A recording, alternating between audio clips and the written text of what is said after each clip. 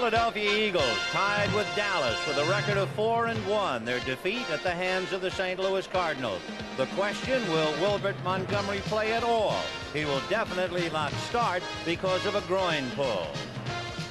Against the New York Giants with 39-year-old Ray Perkins at the helm. Ironically, their only victory is against the team that beat Philadelphia, the St. Louis Cardinals, and they're buoyed by the return of Billy Taylor. A beautiful day in East Rutherford, New Jersey, and for the 33rd consecutive Giant home game, it's a sellout at Giant Stadium. Hi, everybody. I'm Vin Scully, along with George Allen. It's the Eagles and the Giants, and the emphasis on the Eagles. George, they have a great back in Wilbert Montgomery, who not only has a hip pointer, but he also has a groin pull. So the first question, would you play him at all? Then groin pulls are such that if you re-injure a groin, it takes you 3-4 weeks to have it healed. If there were any doubt, I wouldn't play Montgomery. He's too valuable, and we have some big games coming up. Not that today isn't a big game. Of course, they could be guilty of looking ahead to Dallas. That's the other worry that I would have, is we beat them so decisively, a letdown. Not so much Montgomery. What are the other 44 players going to do? What about the Giants? They come in here having lost to the Eagles 35-3. Do they have a prayer? The Giants can win this ball game. The Giants can upset the Eagles. How? Well, play over their heads, and the Eagles play about 70%. So you're going to have the Eagles 4-1. Their loss would be to St. Louis. The Giants are 1-4. Their victory would be against St. Louis. And the big difference, keep in mind, the Eagles' loss was within the conference division, and Dallas's loss was to Denver. Right now, let's go down to the field. And down on the field just a moment ago, the Philadelphia Eagles won the toss of the coin. They have elected to receive on your left, and on the right, of course, the Giants will be kicking off. The officials, Gene Barth, the referee, Tom Myers, the umpire. Then you have Jerry Bergman, Bob McLaughlin, J.W. Sanders, Dean Look, and Fritz Graf. The Eagles coming in here with an extremely potent offense. You have to remember that the Philadelphia offense has produced more touchdowns, 19, than any other in the NFL. The Rams have scored 20, but 4 of theirs scored by the defense. As you see, Billy Camfield going deep on the 2-yard line. Louis Giamona is on his left, and Harrington is on his right. So Joe Danilo will be kicking off for the Giants, 6 years from Washington State. Danilo, 6 times in his career, has kicked 50-yard field goals, so he has a good leg. This one is high, and Billy Camfield standing right on the goal line. He's out to the 10, 15, up into about the 18-yard line. And it was Danny Pittman who came down and hit him from the side. That knocked him down just about at the 20-yard line.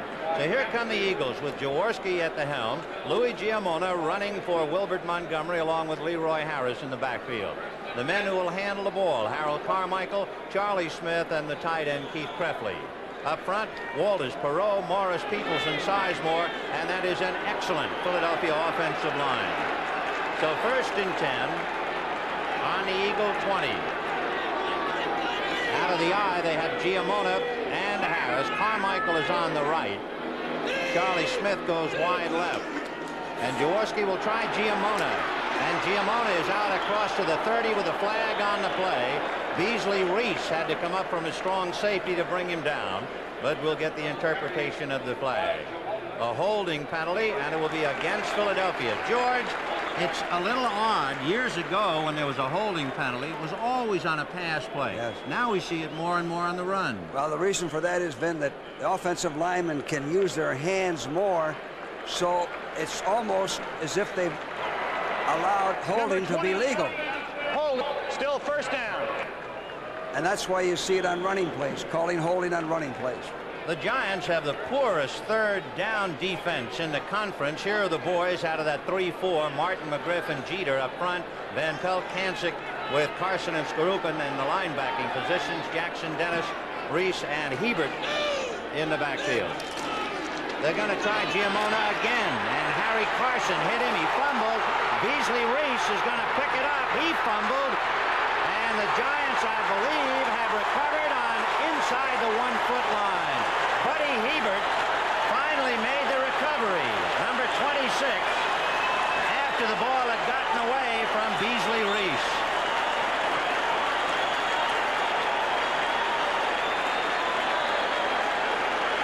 Well, the Eagles are in a wing formation. They're running to their right, the Giants' left. As GMO is hit by Carson, it looked like his helmet and shoulder pad jarred the ball loose. This is one way you don't want to start the ball game against the Giants. So Hebert recovered when the ball got away from Beasley Reese, and the Giants now with a golden opportunity. They are a foot away from the plane. Bo Matthews and Billy Taylor are the running backs behind Phil Simms. It'll be Simms on a sneak, and the Giants are leading 6-0 in the first minute of play.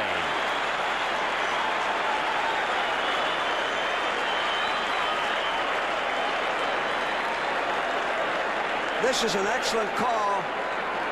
Short yardage. You got a good-sized quarterback.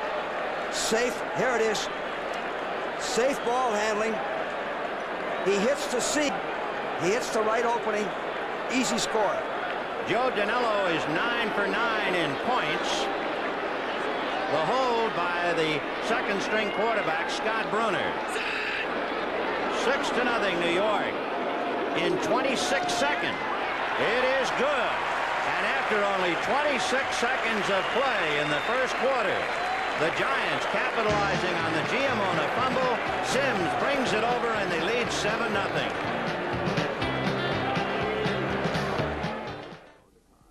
If you had driven along this street just a few years ago, the cars would have... Joe Danello, who only moments ago opened up the ball game, finds himself teeing it up and leading 7-0. Billy Camfield, who brought the opening kickoff out to the 20-yard line, is in the end zone. And Danello ready to start it again. Okay. This kick will be fielded by Camfield on the goal line to the 10, 15, across the 20, out across the 25. Flag on the play.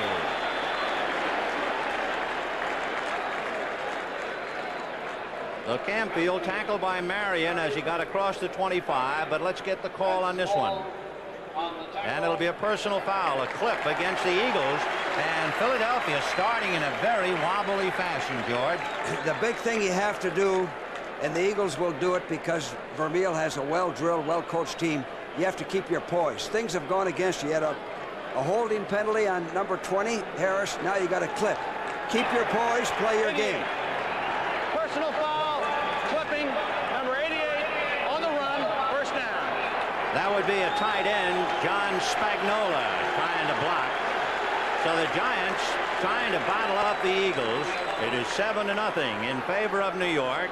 And Jaworski on a 1st and 10 from the 11 sends Carmichael wide right. Charlie Smith goes wide left with Harris and Giamona out of the eye. Second man, Giamona, and he ran into a sea of white shirts, and down he goes. It was Giamona, remember, who fumbled. That gave the Giants the big break. And I was just going to say that, Vin, that's a tough break for him because he's starting in place of Montgomery. On the previous play before he fumbled, he had picked up 8 or 9 yards, and they had a holding penalty. Then the next play he fumbles, so he has to keep his poise. He's a veteran, and I think he will. Gary Jeter, 4 years from USC, directing some defensive signals for the Giants. 2nd and 8 for Jaworski from the 13. On a draw to Giamona, he is buried. Big George Martin, number 75, hit him from the side to drop him. And so Giamona unable to get out in front. Well, last week, this 34 defense that the Giants are using shut off Dallas's running game. The Giants are playing good defense. The Giants are playing good enough defense to win. This is a delayed play to the tailback. Both ends knifed down. Martin made the play. 3rd and 5 from the 16-yard line for Philadelphia. The Giants leading 7-0. And Jaworski on a 3rd down pass play has Billy Camfield, and he is hit by Haynes. And we'll see where his forward progress is, and if it's out where they're going to spot it for a first down. It'll be at the 25. So Billy Camfield, 3 years from Kansas, who they tell us has been clocked at 4.4 in the 40. Got out to handle a pass. He's their fastest offensive back, I believe. So it is 1st and 10 on the Eagle 25. They've moved it 14 yards starting from the 11. Canfield is in there now with Harris. Giamona comes out. Charlie Smith is left. Carmichael right. Canfield with a block by Harris, but he is dropped by 3 Giants. And the first man to come in was Brad Van Pelt. And there is a Giant hurt on the play. By Canfield. Harry Carson, I believe, is the player down. There's Carson, 53, and as he goes down, that's where he was hurt. Maybe Beasley Reese hit him as he fell on top of him. The Giants look like they're fired up. When you get an early break, that sometimes sets them on fire and they play better. 12-11 left in the first quarter, 7-0 Giants. You don't have to be a genius to change your own oil and filter and save yourself up to $10. Valvoline Motor Oil shows you exactly how quick and easy it is with step-by-step change instructions on the back of Valvoline cans. It's really quite simple. Once you get the hang of it, just see for yourself, then do for yourself. No wonder more and more drivers are changing their own oil and filters and changing to Valvoline. It's a smart way to save up to 10 bananas without a lot of monkeying around, right? Harry Carson, we can take another look to see how he was injured, and look at Brad Van Pelt, who was trying to tackle Canfield, and watch Van Pelt's right shoulder. That hooked Carson's right knee, and even though Beasley Reese will come over and fall on top of him, the injury had already occurred. So the right knee of Harry Carson is banged up. 5-year veteran out of South Carolina State who was talking about retiring this year. You hate to see knees. Knees are so delicate. Although the fact that he's walking off on his own is a pretty good sign. 2nd and 9. So it'll be 2nd and 9. Coming in now is Curtis McGriff, a rookie out of Alabama. He's in the middle of that 3-4. Canfield is the sole setback behind Jaworski. Play action fake to Canfield, and now he tosses to Canfield. Is at the 35, knocked out of bounds, but he picked up the first down. Kancic and Van Pelt knocked him out. Well, the Eagles did something smart that's very difficult to defense. I never like to see it. They had 2 tight ends, which gives you another gap on defense. They went play action, and nobody covered 37 Canfield. So they move it out to the Eagle 37-yard line. Baltimore is leading Buffalo 7-0. That's an early report. We have another one. New England leading Miami early 3-0. So it is 1st and 10 at the 36-yard line for Philadelphia. And the first man is Leroy Harris going wide. Beasley Reese can't get him, but he is slowed up and decked by Tony Jackson, number 24. Tony Jackson, who was on last year's All-NFL rookie team. He's a good one. Yes, I'm sure the Eagles' thinking is to get that running game going. The Eagles have a fine running game. Their offensive line has done an excellent job. Run first and pass second. Throw with the play action. So it is 2nd and 5. The ball on the Eagle 42 as you see Jackson go wide right. He's picking up Harold Carmichael. That's quite an assignment. Canfield and Harris are behind Jaworski. It'll be Canfield, and he's hit solid by Lennon. That's Chris Lennon, the rookie from Washington, who came barreling through to make the big hit on Canfield. Well, this 34 defense is tough to run inside. You see, nobody blocked Lennon, 74. And he made a head-on tackle. Remember now, the Giants have the poorest third down defense in the conference. The opponents have converted third down opportunities 50% of the time, and it's 3rd and 6 on the 41. Giamona is back in there behind Jaworski. Ron gonna put it up down the middle, and he's got Carmichael, and Dennis finally wraps him up with help from Van Pelt, but it's a first down in Giant territory. Again, the Giants went into a nickel defense. Jaworski has pretty good protection, but he throws a perfect strike to Carmichael. Carmichael's covered pretty well, but he puts it in there away from the defender, Carmichael went deep enough to get the first down. Ironically, the last team to shut Big Harold Carmichael out, you guessed it, the New York Giants, October of 1972. First and 10 on the Giant 47. Play action fake to Canfield. Jaworski, a great attempt by Krefli, but no catch. Keith Krefli making a diving attempt, couldn't come up with it. Had him open, the ball was underthrown. Krefli made a tremendous effort, had the ball, was as he hit the AstroTurf, fumbled it, lost it. The Eagles are accustomed to scoring a lot of points, George. They've outscored their opponents by better than 17 points per game. That's the biggest in the NFL. Yes, Vin, and I always like, when a team got a quick score on you like that, I like my offense to come back and put some points on the board. Let them know there's no upset today. Second and 10 on the Giant 47. Jaworski going down the right side. No good. Intended for Carmichael. And Tony Jackson was right there. Jackson from San Diego State. Tony Jackson got his left arm in there and knocked it loose. You might say it runs in the family because Jackson's brother Monty plays for the Oakland Raiders. And of course Monty played for the Rams before that. Monty's an all-pro.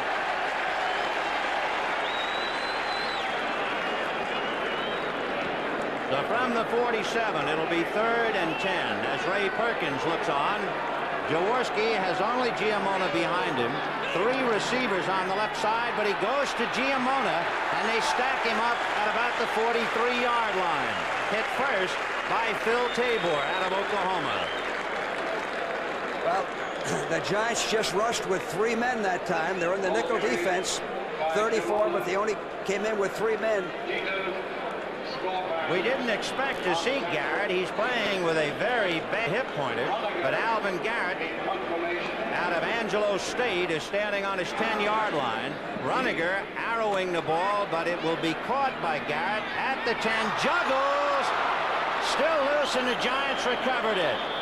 That appeared to be a bad gamble, and only alert play by Terry Jackson saved the Giants. It was a bad gamble, Ben, and he was not looking at the ball.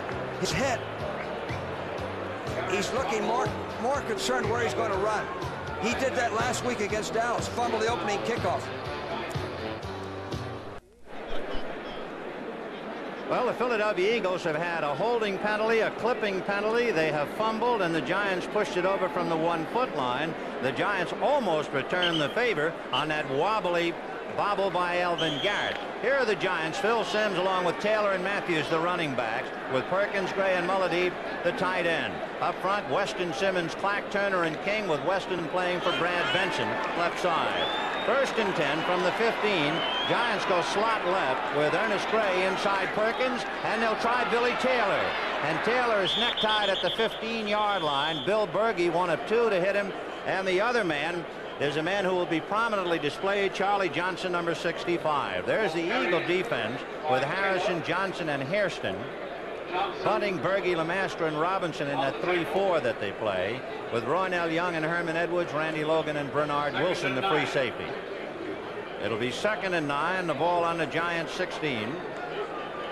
Perkins comes left, Gray goes right. And as Billy Taylor in motion to the left.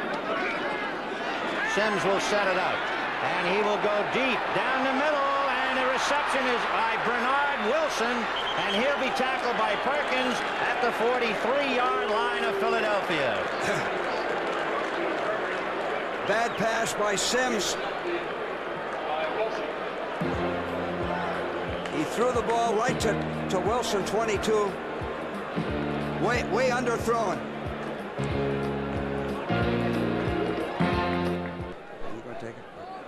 Take a look at the Eagle defense that bothered Phil Simms on a 2nd and 9. Particularly, you will see number 22, Bernard Wilson, make the reception. His 3rd interception of the year. He looks like a good young player, George. He played the ball all the way. Watched Simms.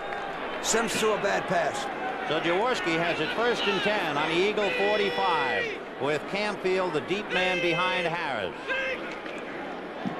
Jaworski looking for Carmichael, and he has the big man across midfield, and he picks up the first down as he falls forward to the Giant 43. That's great execution. You need a guy who's tough and has some size to come over the middle like Harold Carmichael. Jaworski put it right in there. So they pick up a quick 12 on that pass to Carmichael, and it'll be 1st and 10 on the Giant 43-yard line. 7:30 left in the first quarter. Surprisingly, the Giants leading the Eagles 7-0. Jaworski sends Charlie Smith wide right, pitches back to Camfield. Camfield with the play strung out by Brad Van Pelt. And Van Pelt, number 10, is the man who stopped the play. He's the young man who got a lot of ink this week, saying he wanted to be traded to Detroit. Green Bay leading Tampa Bay 7-0 in the first quarter. Cardell Middleton punching it over from 3 yards out to give the Pack the lead. You know, throwing 1st and 10 against this Giant defense is pretty good because they're doing a tremendous job of stopping the run. They did the same thing last week. So the best passing down would be 1st and 10. Well, you see Max Roniger. You also saw Harry Carson, who's up on his feet and might get back into this thing. 2nd and 8 on the 41-yard line. Almost off is McGriff, and I think he made contact. Yep, I believe. The rookie, Curtis McGriff, is guilty of moving. He's the fella playing for George Small. Harry Carson very much in the game, and McGriff very embarrassed. Baltimore leading Buffalo 10-0, so undefeated Buffalo in trouble in the first quarter. Still 2nd down. Well, that changes the strategy now. 2nd and 3. Marion Campbell talking to his defensive troops, getting them ready for the next series. Well, it is 2nd and 3 on the Giant 36-yard line with Harrison Camfield behind Jaworski and Carmichael wide left. It'll be Harris, and he ran into McGriff among others. He got across the 35, dropped down to about the 33. Good call. Give the ball to your big fullback, Harris, 20, straight ahead, get the first down. He was a 5th-round draft pick from Miami, and the Eagles gave up a 1981 draft choice to get him. He already made an 80-yard run against Green Bay, the longest Eagle run in history. But keep your eye on him. Leroy Harris, number 20, from Arkansas State, his 4th year. And he has more pressure on him today, Ben, with Montgomery out of there. So it is 1st and 10 now. The ball on the Giant 32-yard line. Jaworski gonna go up 1st and 10. And up indeed to the tight end Trefley. And let's see, is it a fumble and no reception? It is ruled no reception. Incomplete pass. Well, that was a good call by the officials. Also a good call by Jaworski. Now, play action 1st and 10. Good throw, good catch, but as he comes down, he loses the ball. Harry Carson hit him hard and stripped him. Though it is 1st and 10, it is now 2nd and 10 on the 32. Remember, following the interception, the Eagles had it on their own 45. Carmichael in a slot left inside Smith. Wally Henry went wide right, and they go deep down the middle, and it's dropped by Bud Hebert. It was in his hands, intended for Carmichael. Jaworski did the same thing that Sims did previously. He just threw the ball right at the defender, right at the free safety. This is like an interception drill in practice. Watch this. Bud Hebert, who dropped that, is a rookie from Oklahoma. The Giants got him in a trade with Seattle, and of course he recovered the early going fumble of Giamona that set up the Giant touchdown. On that play, Ben, they had Wally Henry in there. They had 3 wide receivers. There's Gary Jeter, one of the mainstays of the Giant defense. Jaworski on a 3rd and 10 from the 32. Harris and Camfield. Jaworski over the middle, low to Camfield. No good. Camfield unable to make the reception. Well, you know what? What I noticed, they missed Montgomery already. You see, that ball should have been caught. It wasn't an easy catch, but should have been caught. Montgomery has caught 25 passes this year, so they miss him indeed. Tony Franklin who was 3 for 5 in field goals. His longest 60-yard effort was no good. His longest made 39 yards. The hold will be John Shara on the 39. So for Tony Franklin, it will be a 49-yard field goal. The hold, the kick, it is no good. And remember, the line of scrimmage is the 32. You have to overcome these early setbacks. Friends, this telecast, presented by authority of the National Football League, intended for the private use of our audience. Any rebroadcast or the use of this telecast without the express written consent of the New York Giants and the National Football League is prohibited. So here come the Giants now. 1st and 10 on their own 32. Bo Matthews is the up back. Taylor behind him. They'll go to Matthews, trying to go wide, and he is swallowed up. Harrison, LeMaster, Logan, Bunting, they were all in on the tackle. He never had a chance. This is a swarming defense, a very physical defense. Number 72, King, limping. And that's Gordon King. So remember, Brad Benson was hurting. So they are indeed hurting on the tackles. They've used Jeff Weston. And Terry Falcon, 3 years from Montana, will have to come in. Only one game this year. The Eagles have played some hard-nosed football. Yes, they have. I like the style of defense they play. Timeout, Giants. Now, what about that? Is that an inopportune moment to call time? You have to save your timeouts for the 2-minute drill. You can't waste your timeouts like this. That's disorganization. There's no need for that. So Phil Simms, 2 years in the league, having to go to the bench and talk to Ray Perkins, and center Jim Clack is very much in the conversation, more so than Simms. Claude Humphrey came in on this down, figuring a pass to rush the passer. He's one of the better pass rushers and has been for a number of years. The Giants have been outscored by an average of 14 points per game this year. That's the largest margin in the NFL. So you have one team that has been outscored by the most against another team that wins by the most. That's quite a combination, and yet the Giants are winning right now 7-0. New England 10-0 over Miami. John Calhoun punching over for 7. From the 30-yard line, it is 2nd and 12 for Phil Simms and the Giants. Billy Taylor to the 35, upended by Bernard Wilson at the 40-yard line. He still needs almost 3 yards for the first down. Now, Ben, that's good offensive football. The Eagles are expecting the pass. They got their pass rushing people in there, and they run the play right up the gut, blocking, man-for-man blocking. Picked up good yardage. Billy Taylor, making his first appearance of the year against the Cowboys, gained 76 yards rushing, the highest by a Giant back this year. 3rd and a long 2, and Simms will try Taylor, and they swallow him up. You know, in this situation, 3rd and 3, you got to throw the ball against this Eagle defense. They're too good. The Giants can't block them or contain them. You see number 41, Randy Logan, coming off the field as you see Wally Henry go deep for the Eagles.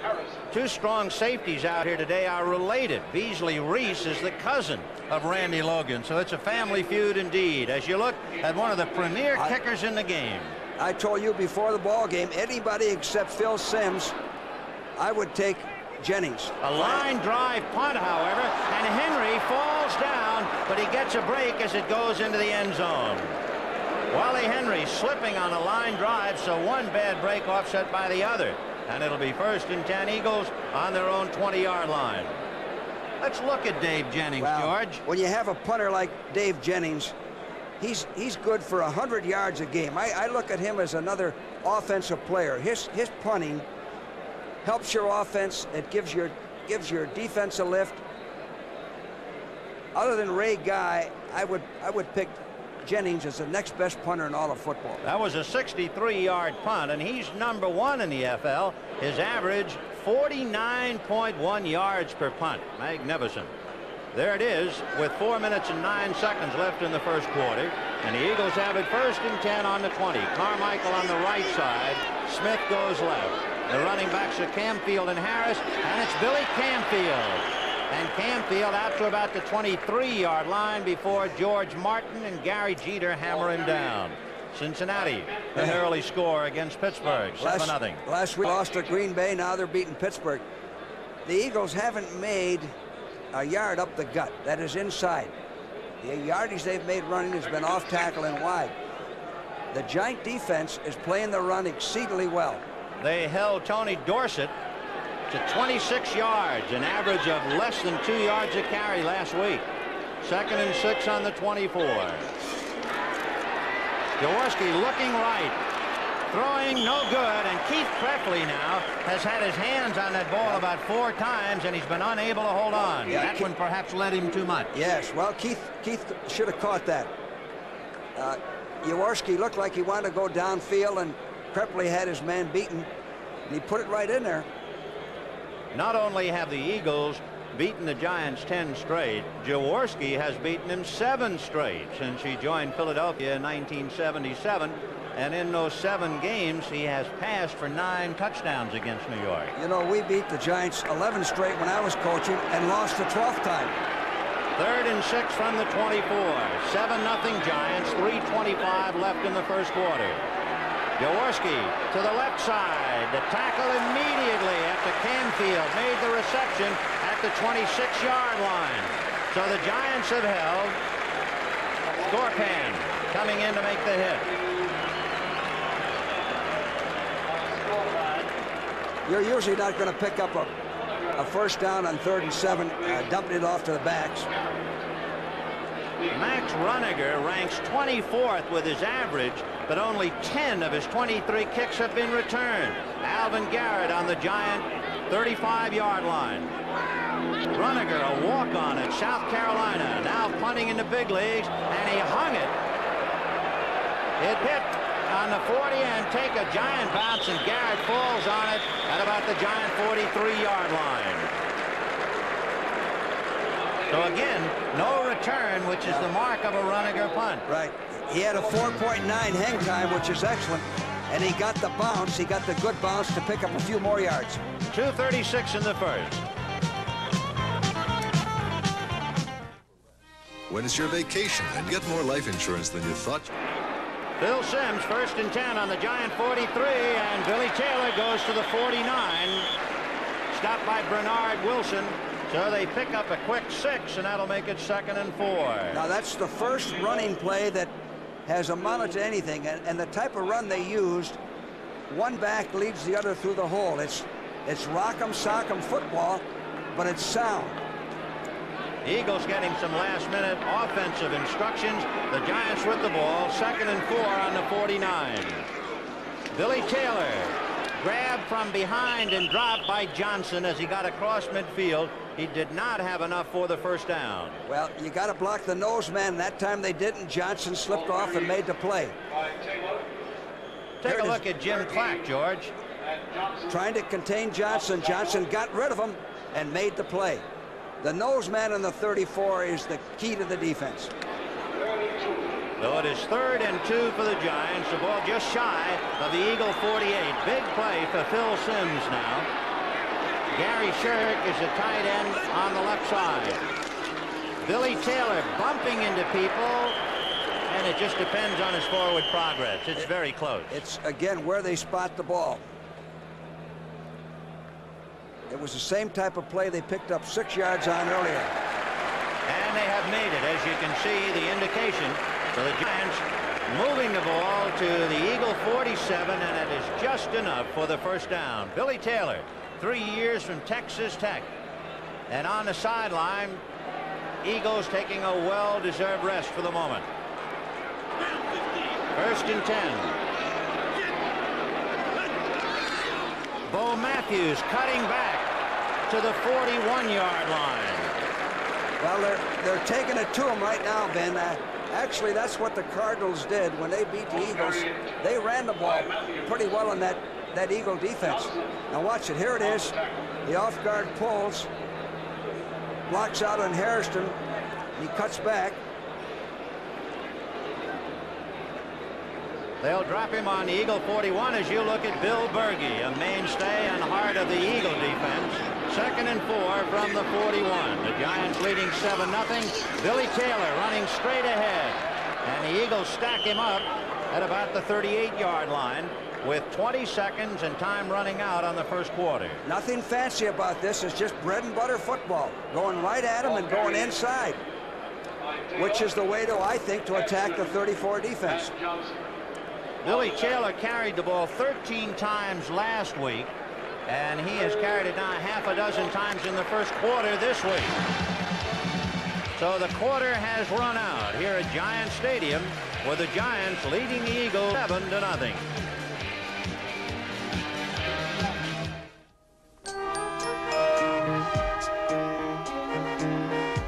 Just imagine if everyone drove a car like the Honda Civic DX, there'd be more room on the freeways.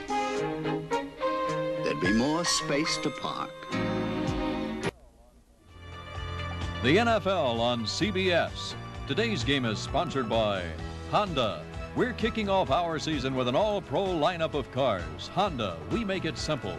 And by America's full-service bankers, ready to serve you where you see this symbol. With the Giants leading 7-0, the question that hangs in the Jersey air, will we see Wilbert Montgomery play at all today? It looks like the Eagles miss him. You know, sometimes you don't realize how valuable a guy is until he doesn't play. I had a back named Larry Brown, and when Larry didn't play, our whole offense had an off day.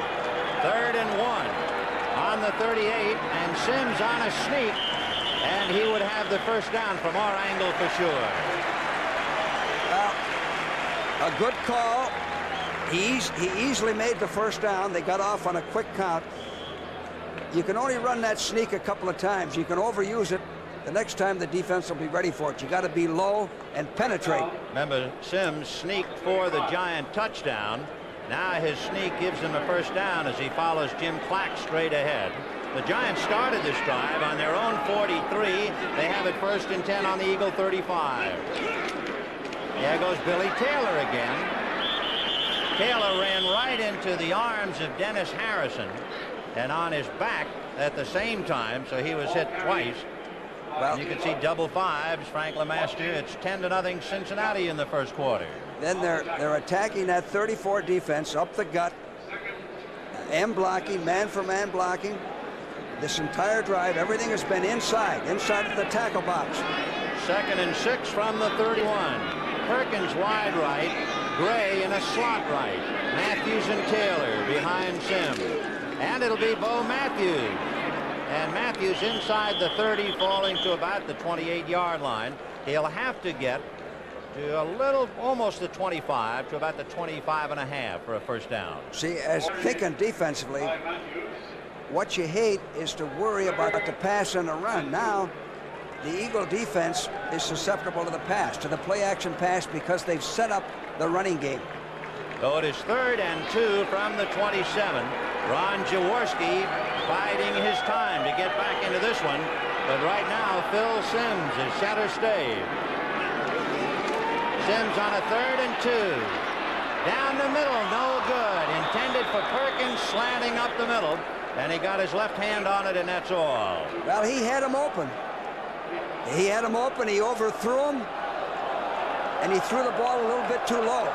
He's got good pass blocking, good protection. He steps up, which is the right thing to do. See the ball, nose down, and overthrew him. It's interesting, the leading receiver for the Giants is Ernest Gray, who has caught 23. They have not thrown one to him today. He had 4 drops last week. Yes, he did. Here's a big play, both sides. Let's watch the center snap here. So it is 4th and 2, and Sims is asking for a timeout, George. Well,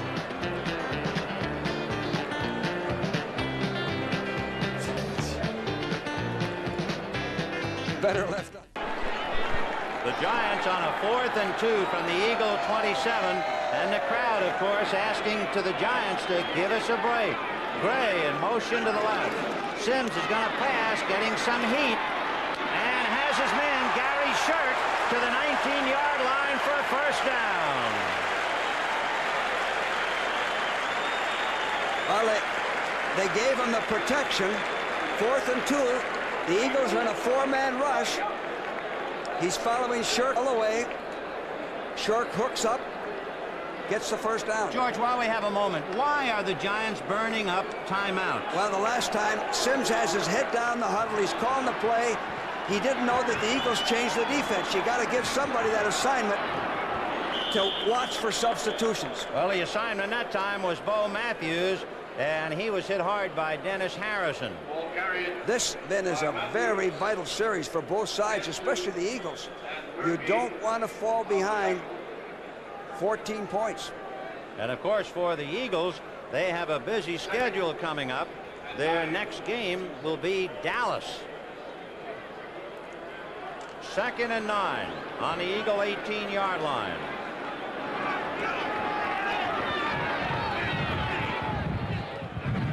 Pitch back to Taylor on a block by Matthews, and he is spun out of bounds at the 15-yard line.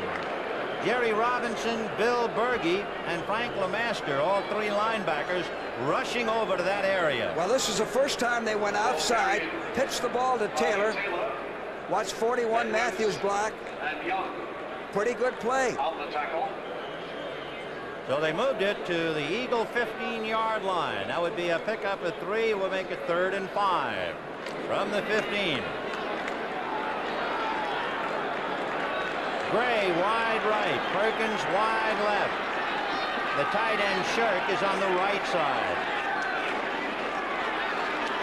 Sims over the middle to Perkins. Touchdown, Giants.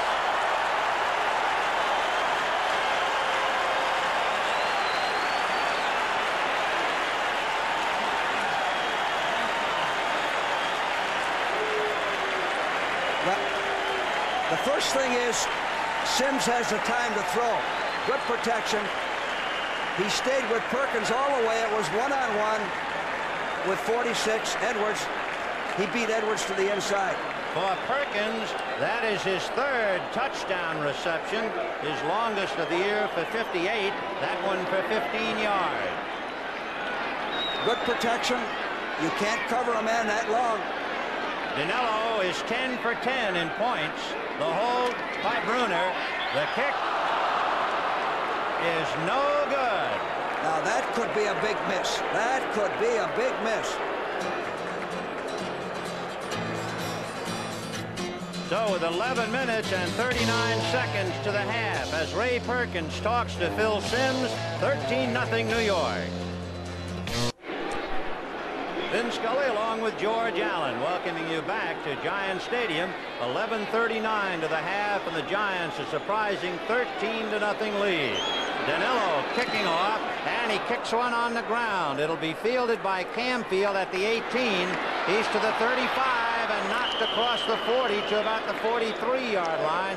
Gary Wolford along with Larry Heater making the tackle. There are the numbers on that scoring drive, capped on a 15-yard pass to Perkins for the touchdown. A George Allen theory is certainly holding up.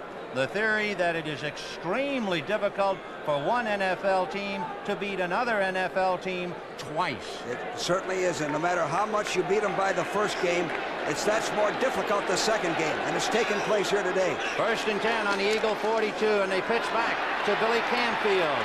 And Camfield swallowed up by white jerseys, but he got out to the 47-yard line. A pickup at least 5. We'll see where they mark it. Now, with Curtis McGriff making the tackle. Now, Ben, this is a big series for that Eagle offense. They've been sitting on the bench. They had almost 6 minutes of rest. They've got field position because of that good kickoff return. They have to take the ball down the field and put points on the board to get back in this ballgame. That's the way you have to think as an offense and as a coach. Well, they have Camfield and Harris behind Jaworski. Charlie Smith wide right and Carmichael wide left. Prefley is the tight end on the right side. Jaworski going out to the left of Carmichael, who does a toe dance and steps out of bounds at the 46. That's enough for the first down. Now that shows me something. It looks like Carmichael can pick up 5, 6, 7 yards on the right corner on Dennis or Haynes, whoever they have in there, and keep the drive going.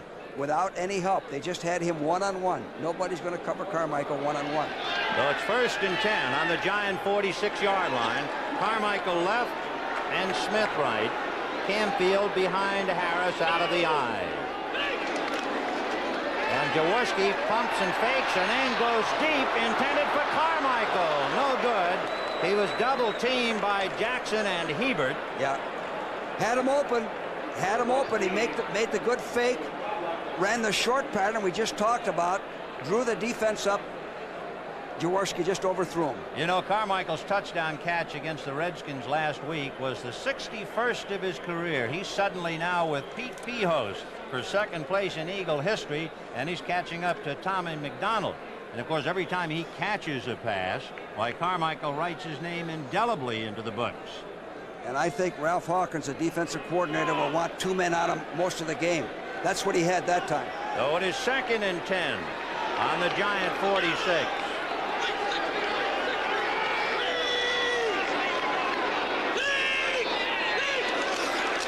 The backs stay in the block, and they set up a little screen for Camfield, and he is hit hard and dropped at the 43-yard line. Harry Carson getting the applause of his teammates as Jim Clack sitting there applauding Carson's hard hit. Carson stopped a long gainer. Now, this is a fine call by Jaworski. Good call.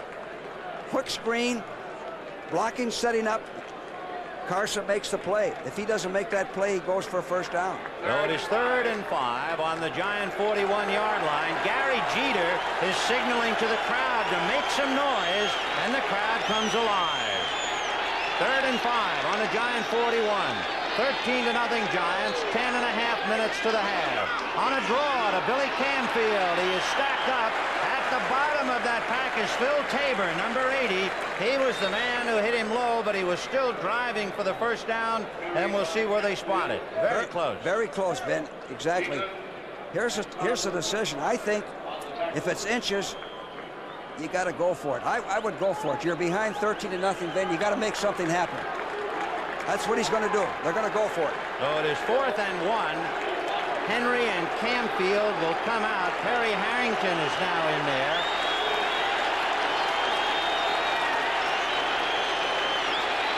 Charlie Smith left. An indecision on the Eagles' part now, and they're having troubles, George. I tell you, the crowd is making a lot of noise. It's hard to hear. And they were almost out of time on the clock. Stop the short yardage. So the Eagles trying to get off the floor on a 4th and 1 on the Giant 37.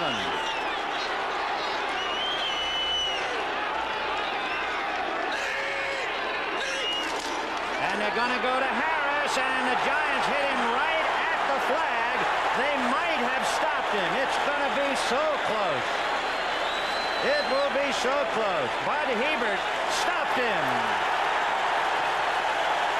Well, the Giants had four defensive linemen in. They got across real low. They got good penetration. Scorpan was right in on the play. Great defense by the Giants. Watch how low they are. They submarine. They penetrate. Scorpan made the initial contact. 57. And Harry Carson wrestled him down to make sure he didn't keep going.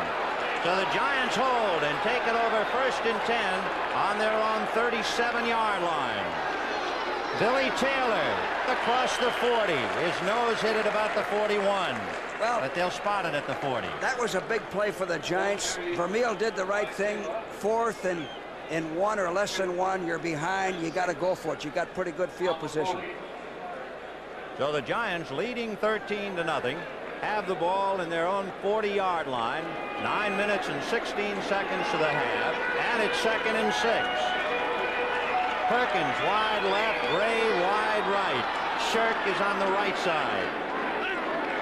It'll be Bo Matthews, and he is stymied just about at the line of scrimmage, maybe a yard. You know, then upsets occur when the underdog keeps making big plays. Stopping them on 4th down, recovering a fumble, getting an interception. And pretty soon they believe, hey, we can beat these guys. We don't care what they beat us by the first game. which was 35-3 in case you lost count. So 3rd and 3 from the 42 for Phil Simms. In motion is Gray. Simms setting up, unloads, no good. The only man to get near it was Bernard Wilson. It was intended for the tight end, Gary Shirk. Bernard Wilson feels he should have intercepted that, and possibly he should have. However, one thing that I see developing, Simms has good protection. He's getting an awful lot of time to throw. If he has that much time, he's going to burn the defense. The Eagles have to put a better pass rush or dog him. There is Dave Jennings. He got off a 63-yard punt earlier that went into the end zone. Wally Henry is standing on the Eagle 20, and it's end over end, and Henry comes up to grab it at the 28. He's hit at the 35, but right end down he goes with Whittington making the initial contact. Wally Henry showed excellent judgment. If he lets this ball bounce, it was a bad punt because the snap was on the ground. The ball might bounce into the end zone. Dave Jennings watching what his punt did. It gives the Eagles possession. 1st and 10 on the Eagle 36-yard line.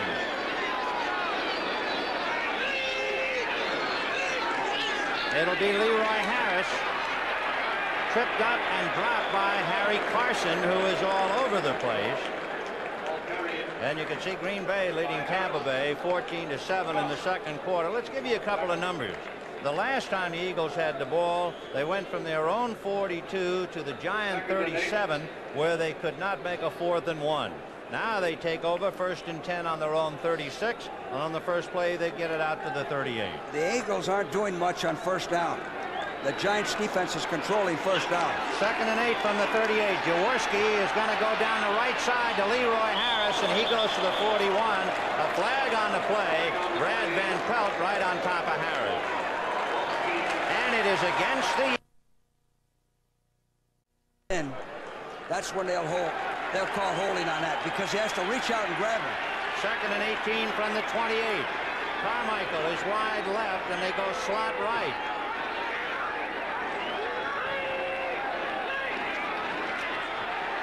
Jaworski setting up for a bomb and decides to keep it to the 35, and out of bounds at about the 40-yard line. He still has 6 yards to go for a 1st down. You know, Vin, Jaworski can run. He doesn't get much credit for being a running quarterback, but he's a pretty good runner. Now, he uses excellent judgment.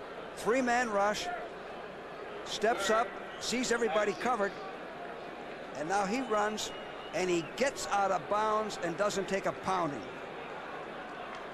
His longest run this year was for 19 yards, so he can scamper, as you said.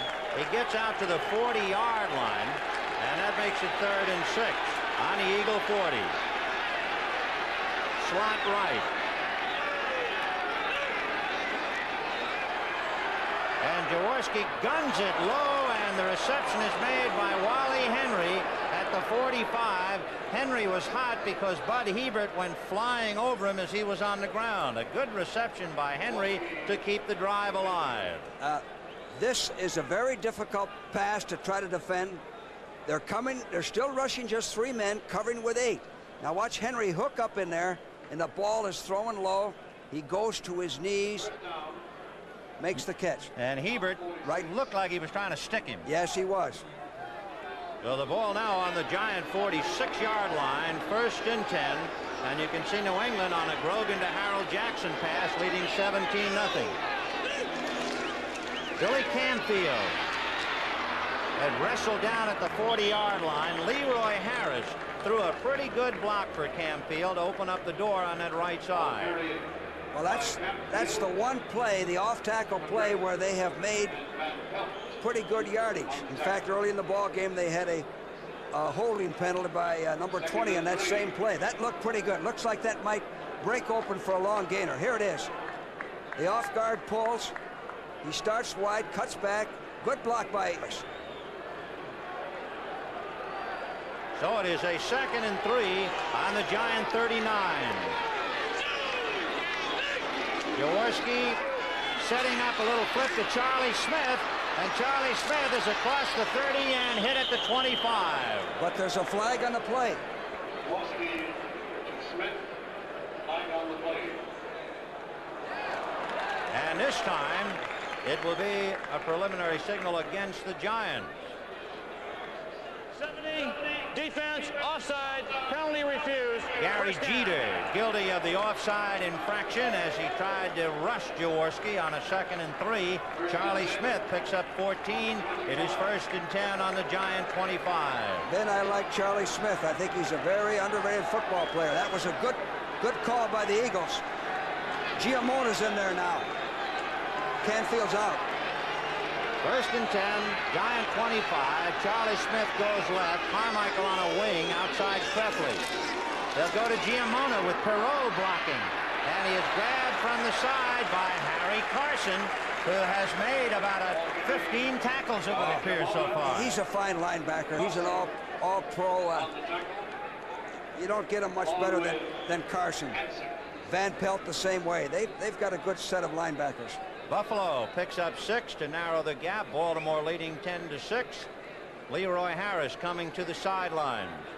And the Eagles, with 5 minutes and 14 seconds of the half, trailing 13-0, have it 2nd and 3. The ball on the Giant 25-yard line. Motion is Wally Henry. Jaworski is going to go down the right side to Carmichael. Broken out by Dennis. Mike Dennis, the rookie out of Wyoming, made a big play. He did. That was a good throw. Pretty good execution. Wally Henry went in motion. Now watch this. Watch Mike Dennis come in and knock it down at the last moment. Gets his right arm in there. Dennis is 5'10". Carmichael is 6'8". The ball could have been thrown a little higher so that Carmichael could go in and take it away from Dennis. But Dennis made a big play. That had touchdown written all over it. So Jaworski shut out so far on a 3rd and 9. There goes Crefley in motion. Play action fake to Harris. The pass to Carmichael, no good. And it looked like he had it, and it was thrown too hard. Carmichael may be hurt. Carmichael was hit after the ball was in the air. Hit right at the knee.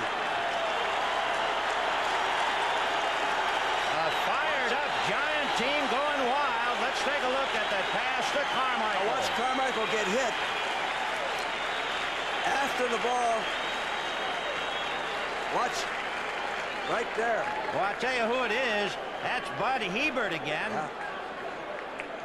And Gary Wolford were both down there putting some heat on Harold Carmichael. I don't think a knee, man. At first I thought it was his knee. I think hope not. It's a little higher. I think it could be the quadriceps. He took a tremendous blow there because he didn't see the defender coming. It is 4th and 9 for the Eagles. And the ball, the Giant 24. The other thing, then the ball was overthrown. He was extending himself to try to catch it. And when Harold Carmichael is extended, he is truly extended. At 6'8", 225, he's okay, but he'll go to the pitch. Well, that's good.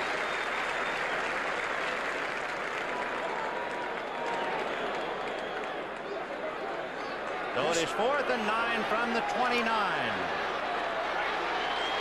Tony Franklin with a hold by John Shara on the 31-yard line. So it's a 41-yard field goal. The hold, the kick, it is good. So Franklin 1 for 2 today and 4 for 7 this year. And with 4 minutes and 46 seconds left to go to the half, the score, the Giants 13 and the Eagles 3. That was a big 3 points.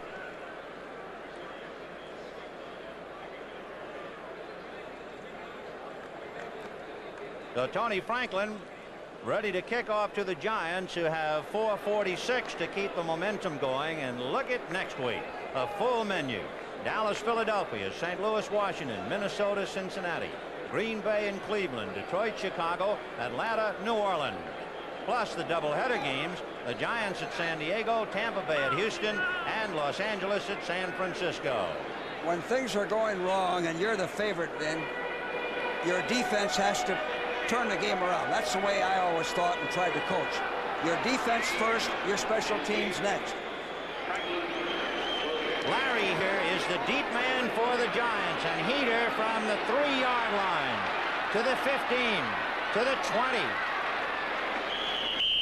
Dropped it about the 23 as he ran up the back of Danny Pittman, who was trying to lead the wedge for him.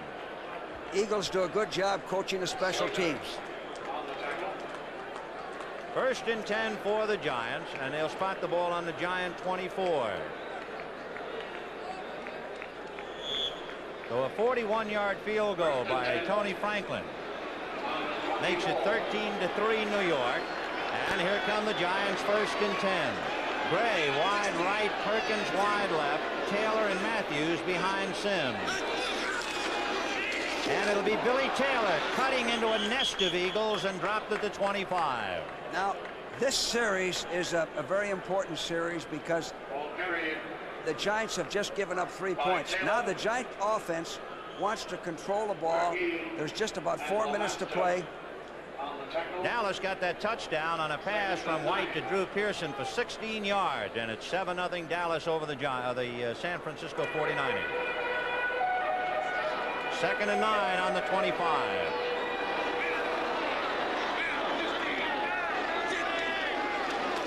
Sims, no particular rush. He's got time. A hard pass to Gary Shirt. The tight end juggled and held onto it as he got across the 30 to the 32. I do not believe that's quite enough for the 1st down, but it sure was a great reception. I'll tell you what this shows. Look at the time Sims has to throw. Good protection. He dumped that off underneath. Almost lost it. Stayed with it. 3rd down in less than 1. So it's 3rd down in inches. Let's see if he runs that quarterback sneak again.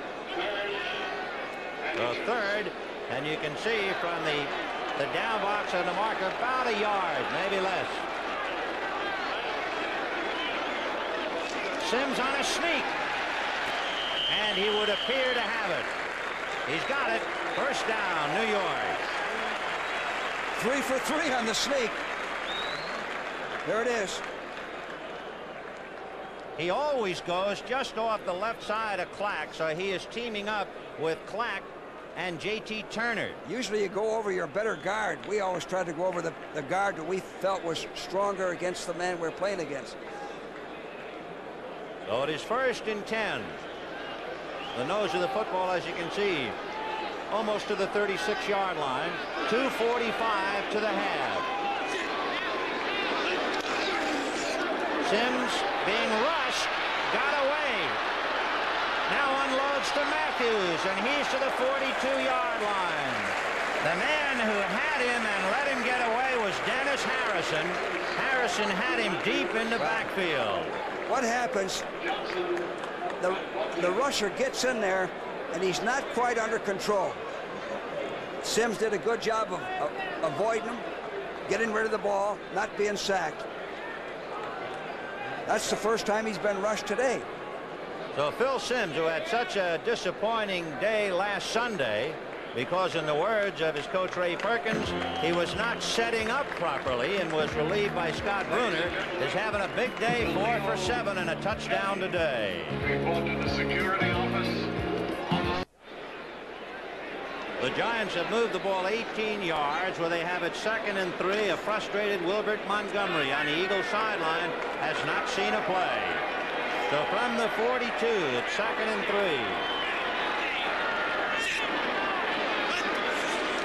Sims going to the left side, and Perkins makes the reception. Herman Edwards brings him down, but it's a 1st down for New York at the 46-yard line. That time they dogged. The Eagles will dog. Watch Berkey come in.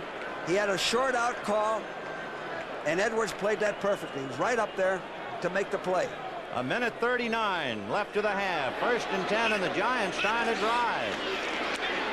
And Sims over the middle to Billy Taylor. He goes down at the Eagle 40-yard line. Well, a quick pass. It's hard to rush a quick pass like that. Get it off. Billy Taylor ran a seam pattern. split the defense. Sims has now passed 6 for 9, 56 yards, 1 touchdown, 1 interception, 1 minute and 4 to the half. 1st and 10 on the Eagle 41 is where they spot it. In motion is Billy Taylor. And Sims likes it upstairs. He's going deep to Taylor, no good. Well, you see, he had so much time to throw there that Taylor ran a shoot pattern, a sort of a fan pattern, and then had no room to run and turn it upfield. And he overthrew him, threw it high, which is a fine thing to do. It's not going to be intercepted. Are you surprised that Sims now has thrown 3 consecutive passes? Well, this is their 2-minute drill. They're trying to get on the board, trying to get a little closer to In other words, they're not at all being conservative. No, they're they're driving not. for more. They're showing some confidence. 51 seconds to the half. 2nd and 10.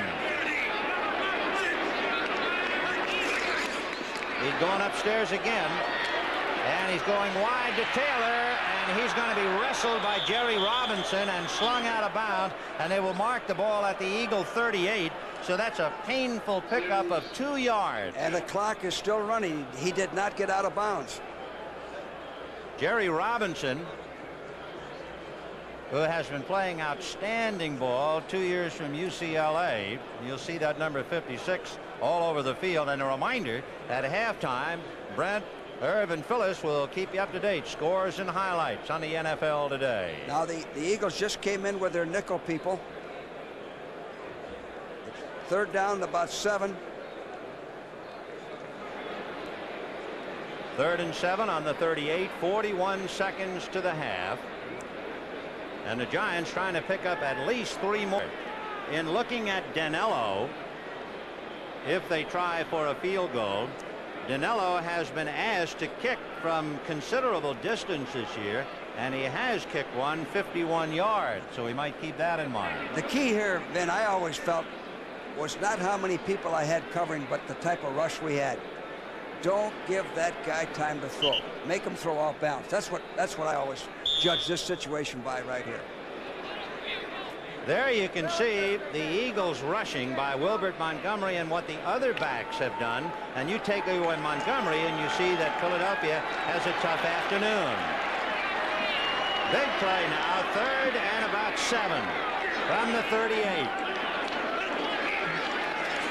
Sims getting pretty good protection, and he's going to run to the 40, 35, 30, clock running, and he's going to go inside the 25 with 30 seconds and time running out.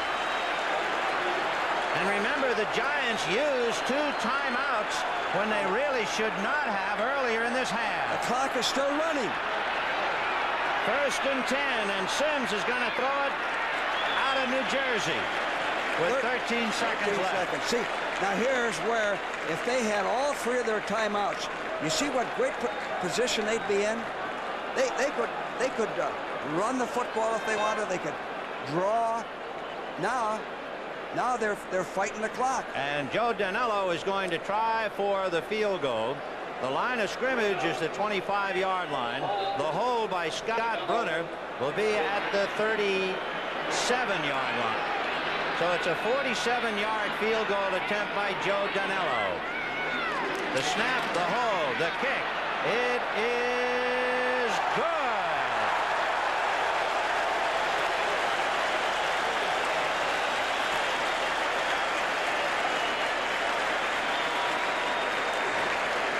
And with 7 seconds left in the half, what a shocker up to here. The Giants 16 and the Eagles 3. Sims scrambling made that field goal possible. He was rushed. They had good pressure on him. His ability to run and pick up the yardage put Danello in range for an easy field goal. And I can still see Mike Dennis breaking up that apparent touchdown pass intended for Harold Carmichael, and the Eagles had to walk away with only 3. Well, now with 7 seconds, you got to squib kick the ball so the Eagles can't organize a return. Well, friends, don't go wandering off. We look like we're going to have a dandy second half. We've had a shocking first half. It all began on one of the first plays of the game, a fumble by Louis Giamona, recovered by Bud Hebert on the Eagle 1 foot line. Sims punched it over, and the Giants led 7-0 after 26 seconds.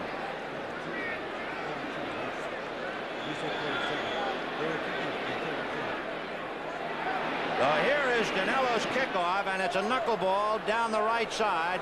Giamona will take it on the 25 to the 30, out to the 35-yard line, and it would appear we have 3 seconds to the half. Louis Giamona bringing it up to the 35. 16-3 in favor of the Giants. Then that 14-yard scramble by Sims was the big play that allowed them to get that extra field goal attempt. And Sims on his sneaks has been letter perfect. Kicking team, offside, penalty refused. 3 for 3. So the Eagles have 3 seconds time for a play. It would not be any surprise if Jaworski just winds up and puts it up for grabs as deep as he can. Throw a bomb and hope. You might get incomplete, but you might get a penalty or a complete. So we'll see what Jaworski does. So far, Ron is 9 for 18 for 86 yards, but no touchdown. Harold Carmichael, who was hit hard, is not in there. Yes, and now he is. As you see Henry go left, Carmichael is slot right. Fake by Jaworski, screen to Canfield, to the 35, to the 45, midfield, to the 45, and dragged down at the last minute by Dennis. So Mike Dennis brought him down as the half comes to an end. The emotion rather high here at Giant Stadium, and ever since the fumble by Louis Giamona, the Eagles have lost momentum that they might have had. It has been all Giants, and George, I would think there is a tremendous amount of pressure now on Dick Vermeil to get this Eagle team back in. Yes, they have to keep their poise. They have to play their game. They can still win this ball game. Can they win without Montgomery? I think they can win without Montgomery, Ben, because they're a solid football team. They got good offense, they got good defense, they have good special teams. Well, check the numbers. Sims was 7 for 12, 58 yards and 1 touchdown to Perkins. He also had an interception. Taylor carried 11 times for 30 yards. Matthews 5 times for 13. Sims, a scrill and a couple of sneaks, carried 4 times for 20 yards and a touchdown. And for the Eagles, Jaworski 10 for 19, but no touchdown. So at halftime, 16-3 in favor of New York. The preceding announcement furnished as a public service by the National Football League. There's a breeze swirling at Giant Stadium, so Roynell Young will have to hold the ball for Tony Franklin's kickoff. And he boots it. Going into the end zone is Larry Heater, and he's too far in to even think about running it out. So the Giants will put it in play. 1st and 10 on their own 20-yard line. And leading the Eagles 16-3. Then what I used to tell my defense when we were behind second half is the defense has to stop them. The defense has to make them punt or take the ball away. You can't let them move down the field and put more points on the board. So the first series on defense is vital. Well, there are the numbers, but of course that's history now. 1st and 10 for the Giants from their own 20-yard line. Matthews and Taylor running back. Perkins goes left, and they try Taylor, and he is stymied right at the line of scrimmage. A swarm of green. Now that's the same type of play that was gaining 3 and 4 yards. One thing that hasn't been brought out, I think, is significant, that the Eagles on 1st and 10 had only 5 yards on 1 try the first half. 1st and 10 is a big down. You got to come up so that you're on offense, not on defense. And well, they didn't come up much then. Well, I'm talking about the Eagles, Eagles offense. So 2nd and 9 from the 21. And Billy Taylor in motion to the left. He'll be picked up by Jerry Robinson. Sims is going to dump it to Matthews, and he gets away to the 25, spins and goes out of bounds with a flag at the play on the 29-yard line. Well, you know, Sims is doing a good job of dumping it off and hitting the clip on the Giants and hitting a secondary receiver. Now watch him. He's going back. He has pretty good pressure on him. Now he dumps it off to Matthews, and there's the clip. Robinson knocks him out of bounds. So instead of a 3rd and 1, Personal foul, clipping, number 38 offense. that was Billy Taylor, who tried to come back and was guilty of the clip. They'll spot it at the 12-yard line.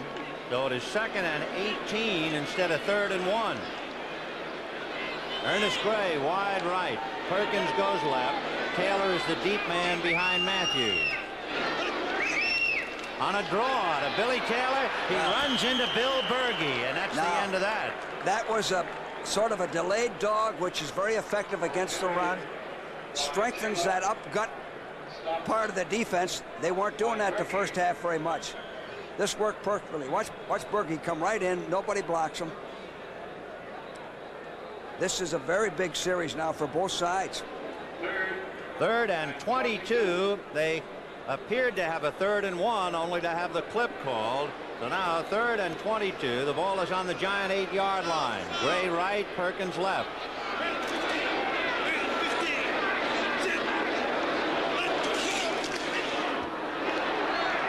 And they're going to throw to Taylor and overthrow him. And the difference in the pass rush. Sims was lucky to get that off. They were right in on him. Good rush. 78, Harrison. So now Wally Henry will go back, and Dave Jennings will be asked to kick it out of the end zone. Henry is standing on the Eagle 45. No, there's Wally Henry. And in the end zone, it's as if you're right there with him, Dave Jennings. And he kicks a beauty. He makes Giamona go back to the 38-yard line of Philadelphia, to the 45. And he fumbles. Don Harris hit him. And look at the official calling time as he was flattened, and hopefully he's okay. Yes. And the Giants, I think, well, let's wait and see. The Giants.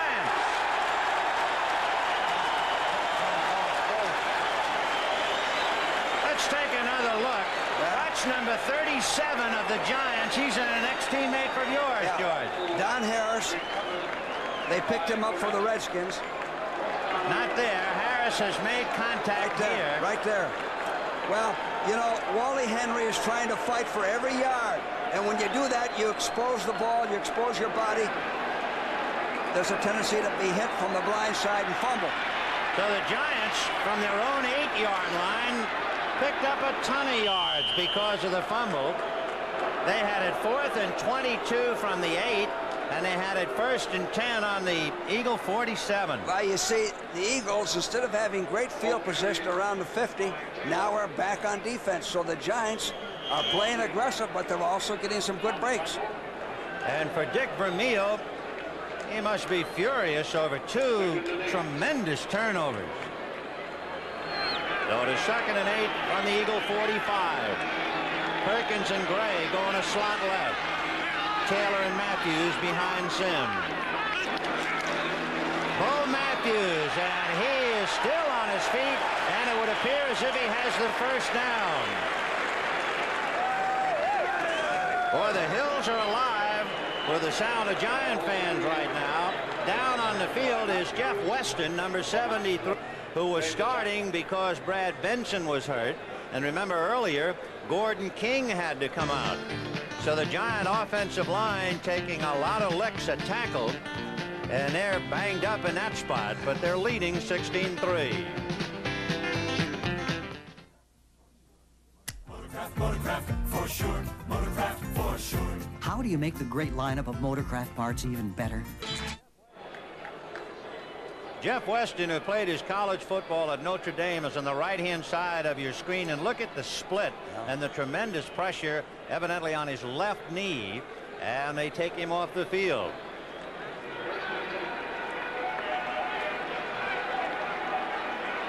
Gordon King is back in there to replace him. And Sims on a keeper chased by Jerry Robinson, and he goes out of bounds at the 34-yard line. Well, that's a pretty good call because Robinson pursues so well, but Robinson's such a great athlete that he can recover and make the play in the bootleg. Sims did that last week against the Cowboys. And as you can see, Claude Humphrey is hurt. And Humphrey, a veteran of 13 years in the NFL, limping off the field.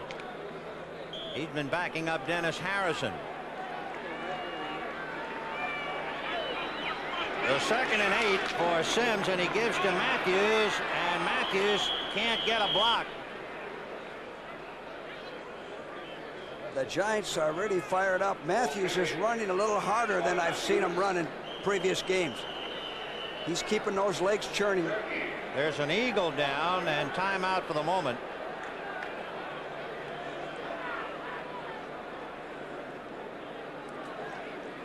Well, the start of the 2nd half. We've had some players banged up and timeout. Ladies and gentlemen, for post-game. It is 16-3 in favor of the Giants, and just when it appeared as if the Eagles would start to build up momentum defensively, the fumble by Wally Henry has given the Giants the ball again. When you can borrow money for the things you need, when you need them. That's Transamerica Financial. That's Transamerica. When you go to the movies, and you're glad you did. It's United Artists. That's Transamerica. When your property is well insured and your independent agent is understanding. That's Transamerica Insurance. The many companies in the Transamerica family all stand for just one thing. First-rate service at a fair price. That's Transamerica. Here at Giant Stadium in East Rutherford, we're happy to say Carl Hairston is all right, although he was shaken up. Hairston leaves. Bad news for the Giants. Jeff Weston is hurt and will not be back, is the first report we get from the Giants side. So 3rd and 7 on the Eagle 33.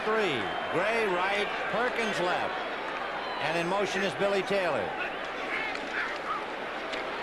Sims underthrowing Perkins at the 15-yard line. Well, I'll tell you one other thing. The reason he underthrew him, he was under pressure. He had a rush, and there was a delivery sack on Sims.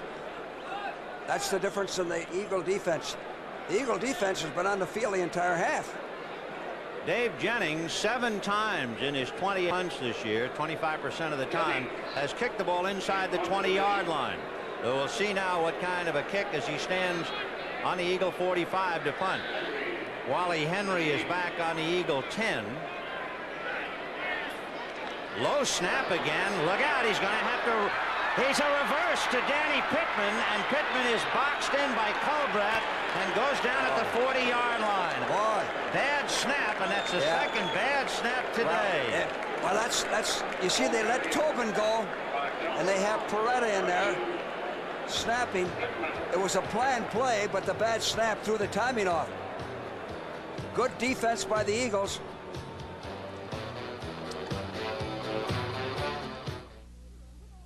Where is that caterer with all the things for the wedding? We had a lot to get. Many businessmen today are going for the out-front design 81 Ford van. It has unbeaten gas mileage ratings. Is that your only truck? Where's the tent, the food, the chairs? Don't worry, man. Okay, guys, let's go. And Ford is also the load champ, with more capacity than any other regular body van. On the Giant sideline, Dave Jennings visiting with Joe Danello. The Eagles get a big break. 1st and 10 now on their own 39-yard line after that bad snap from center on the punt formation involving Dave Jennings. And a pitch back to Louis Giamona, and he is knocked down by Harry Carson. Carson again. What a game he's playing. Well, Ben, I want to repeat something I said, that the Eagles on 1st and 10, the entire first half, made only 5 yards on one play. Now, here's a 1st and 10 again. 2nd and 8. It's a counter play from the eye. Here's 75. Stan Waller's pulling. Blocking out. Beasley Reese. Beasley Reese, 57, Scorpan making the play. Good defense by the Giants. So it is 2nd and 8 on the 41-yard line. On a play-action fake to Harris. Jaworski down the middle of Carmichael. No good. And Carmichael really stuck by Terry Jackson. Well, Carmichael was open. He hit the right receiver, but the ball was quite a bit behind him. And when you're going one direction and the ball's behind you, let's see if we can see it. It's tough to adjust, especially coming over the middle. Now watch the ball. Jaworski is now 10 for 20 for 110 yards, but no touchdowns. And again, Jeter asking the crowd to make noise. Couple of quick scores. Pittsburgh finally scored in the third quarter in that game against Cincinnati. Giamona behind Jaworski, and now they bring Harris back. Jaworski looking right and letting off to Harris. Harris is going to be finally slowed down by Tony Jackson, and Terry Jackson knocking the ball out of his hands after he had gotten the first down. And you know, Wally Henry threw a good comeback block to allow him to get the first down. Leroy Harris is a strong runner. One man usually doesn't bring him down. Let's see if we can see this. Now watch. See that comeback block by Wally Henry, 89. That was a big play. The Eagles offense has to make something happen. They have pretty good field position. If they're going to get back in this game, they got to take it down, get some points. 1st and 10 on the Giant 46-yard line for Jaworski. Carmichael goes right. Smith left, out of the eye. Giamona, play action fake. And Jaworski faking twice, now throwing to Giamona, who is dragged down by Harry Carson. Very close to the first down. They might even have to measure. Good work by Jaworski.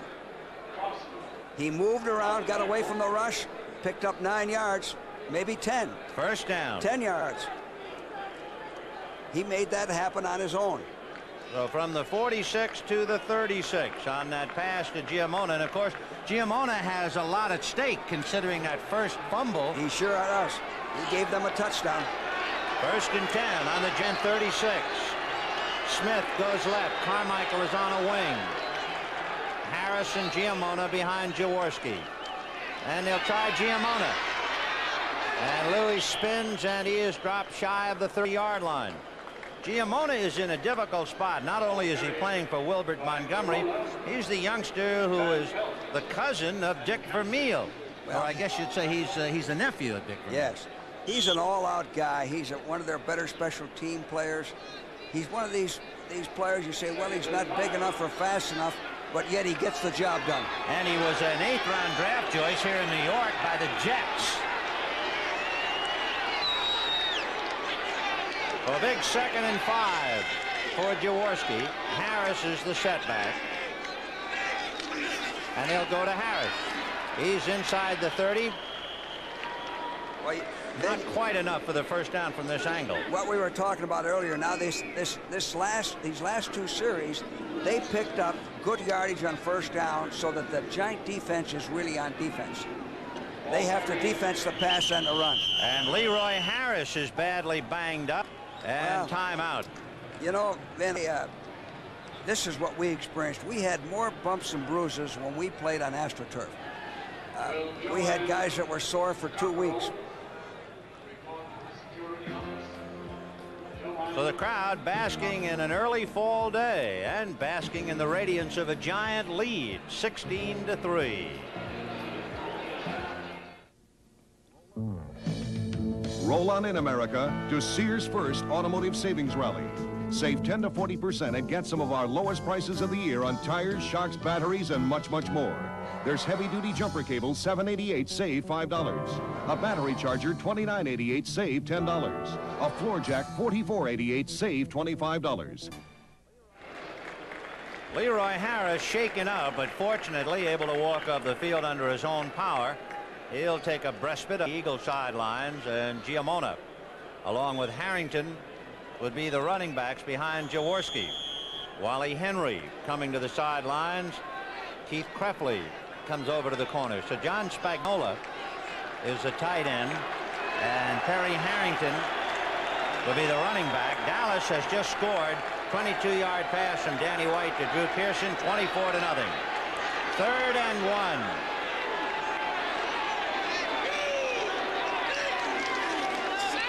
And a play-action fake, and the pass to Giamona inside the 5 to the 1-yard line. Great call. Great call.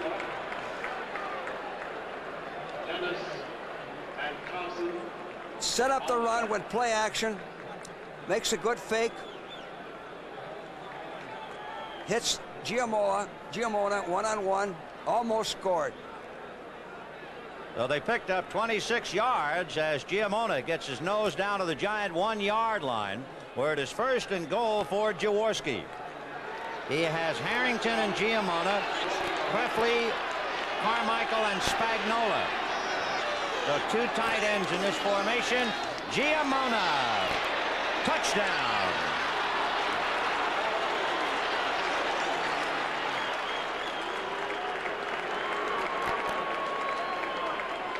For Giamona. First big play by the Eagle offense today. So now Tony Franklin trying to make it 16-10. The spot and the barefoot kick is good. So with 7 minutes and 5 seconds left to go in the 3rd quarter, the score, the Giants 16 and the Eagles 10 before a sellout crowd.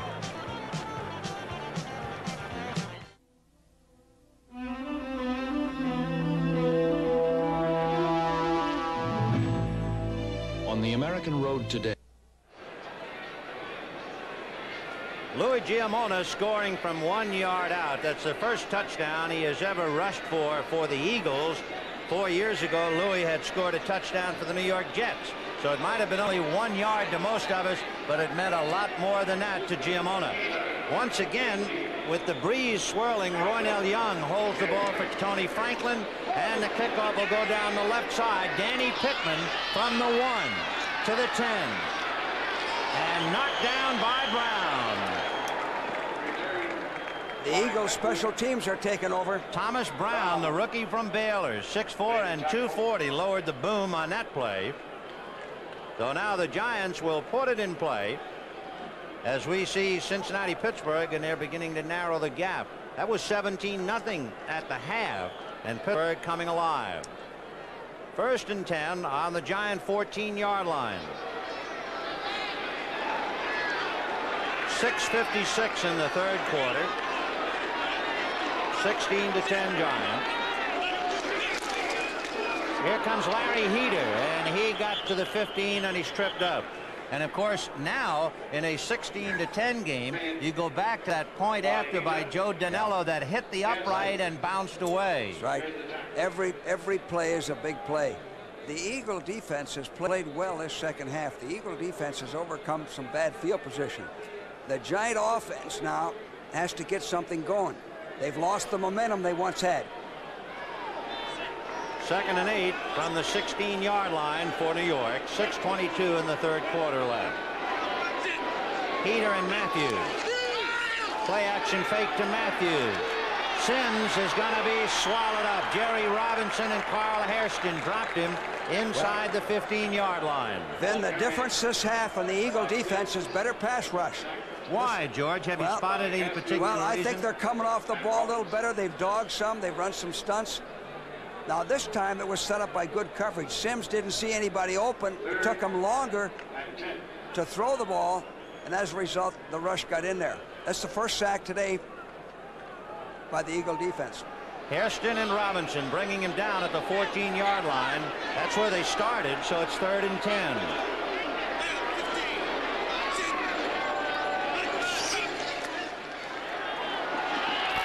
And he just did get that away, and he was decked, and there's a flag on the play. I think they're going to call it against the Eagles.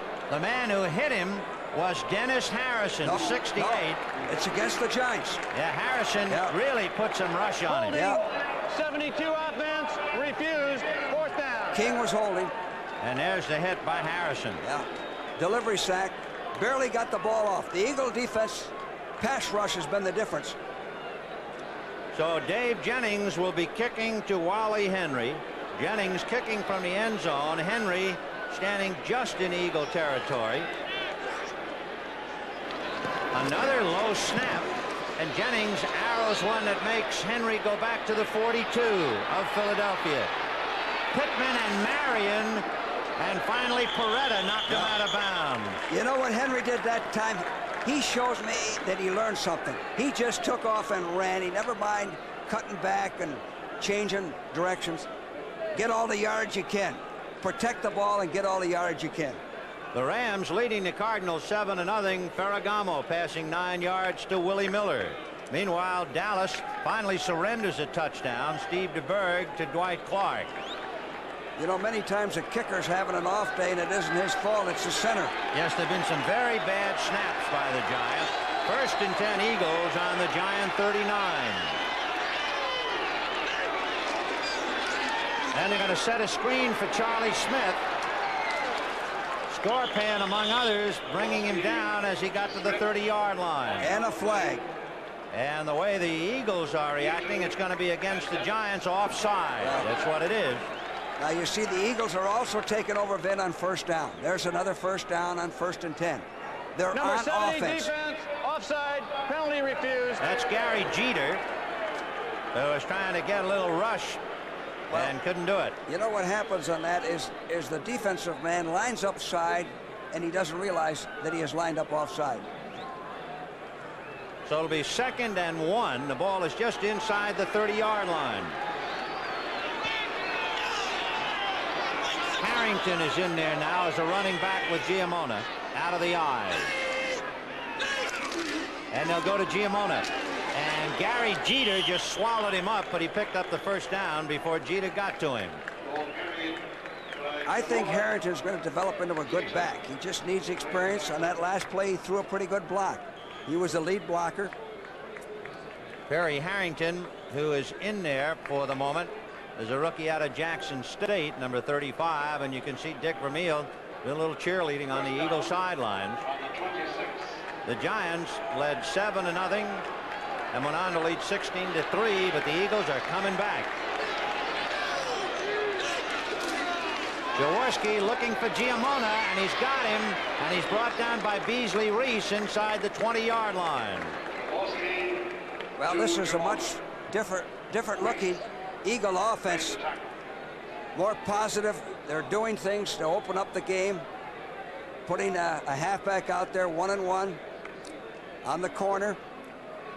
Jaworski is now 15 for 25 for 175 yards, and he has it 2nd and 3 on the Giant 19 with 4:11 left in the 3rd quarter. Giamona now is a wide receiver left, and the Eagles go slot right. Only they give to Harrington, and he got away at the line of scrimmage, and he's not only getting a 1st down, he got across the plane for a touchdown.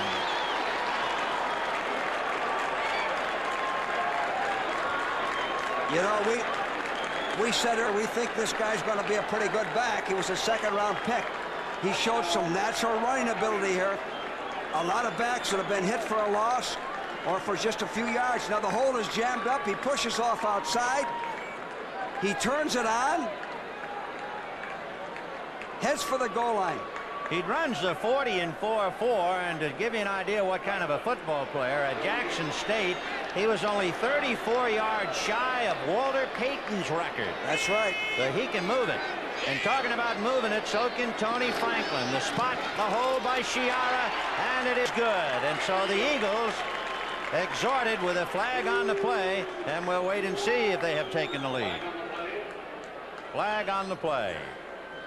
Chiara apparently acting that it is against the Giants. There's more penalties than extra points. Holding. Defensive holding. Number 10 will penalize on a kickoff. Points good.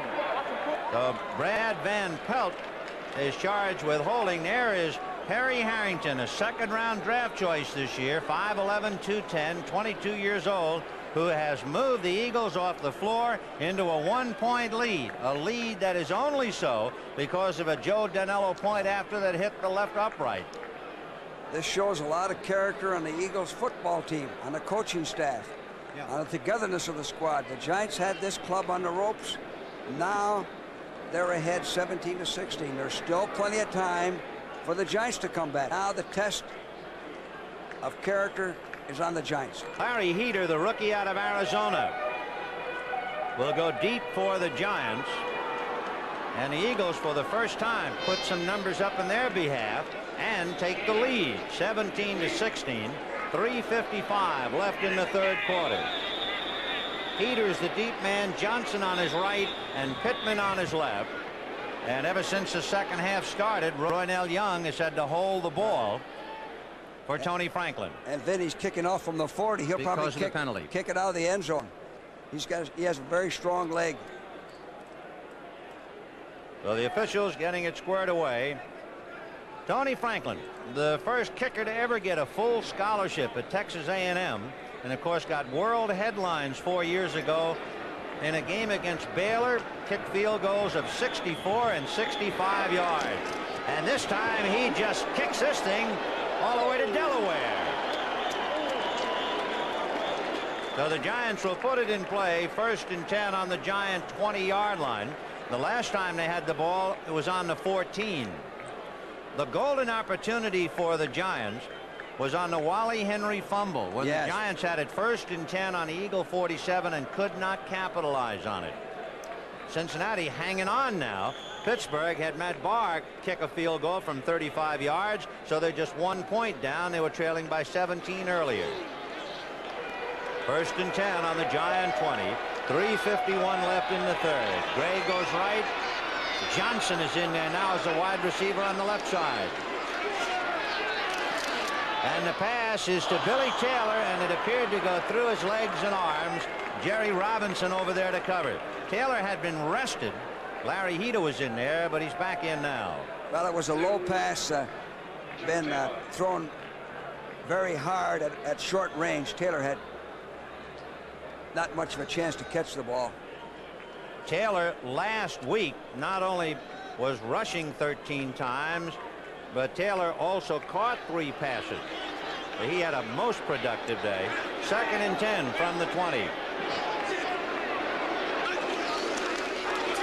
Under a rush by LeMaster, and down he goes. Frank LeMaster downed him, number 55. And Sims now is finding out what the Eagle pass rush is all about after a first half where he had no trouble. Exactly. First half, he had all day to throw. Here's a dog by LeMaster who makes a good adjustment and grabs Sims from behind. Claude Humphrey in on the play also. They gave it a quick whistle. As you see, the ball was loose almost immediately. Ray Perkins has wondered what happened to the day. The Giants had a magnificent first half. And despite a fumble early in the second half, the Eagles have recovered to take a lead. So it is 3rd and 17. The ball on the Giant 13-yard line. Sims on a draw. Imagine, is he ever walloped by Hairston? Oh, I don't know whether we'll see that again. Hairston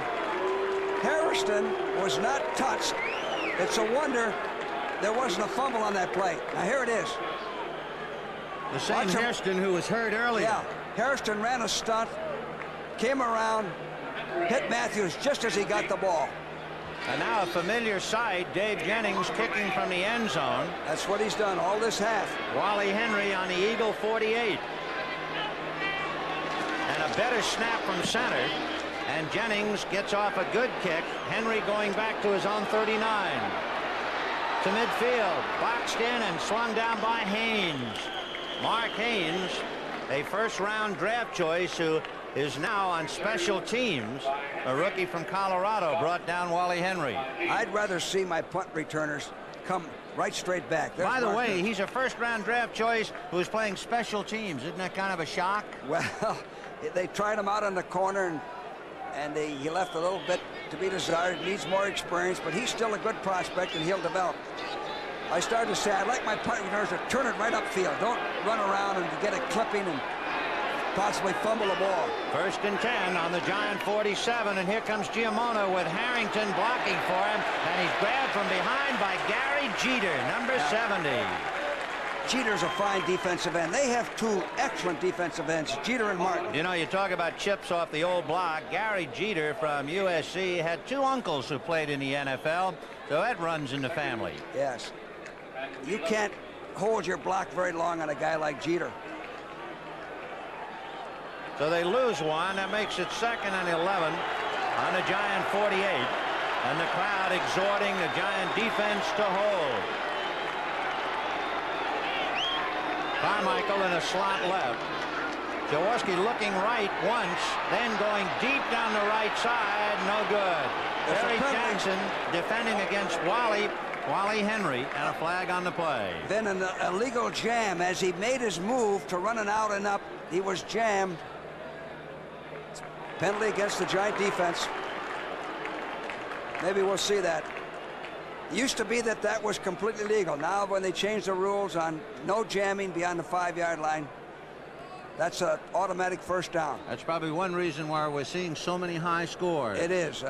The rules are made to open up the passing game and dilute the defense. Illegal chuck, number 24 defense, first down.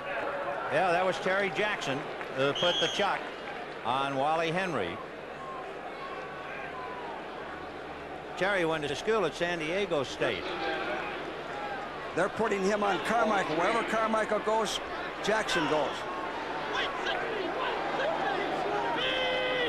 So first and 10 for Jaworski. The ball on the Giant 43-yard line. He'll go to Perry Harrington. A necktie by Jeter, and that's the end of that.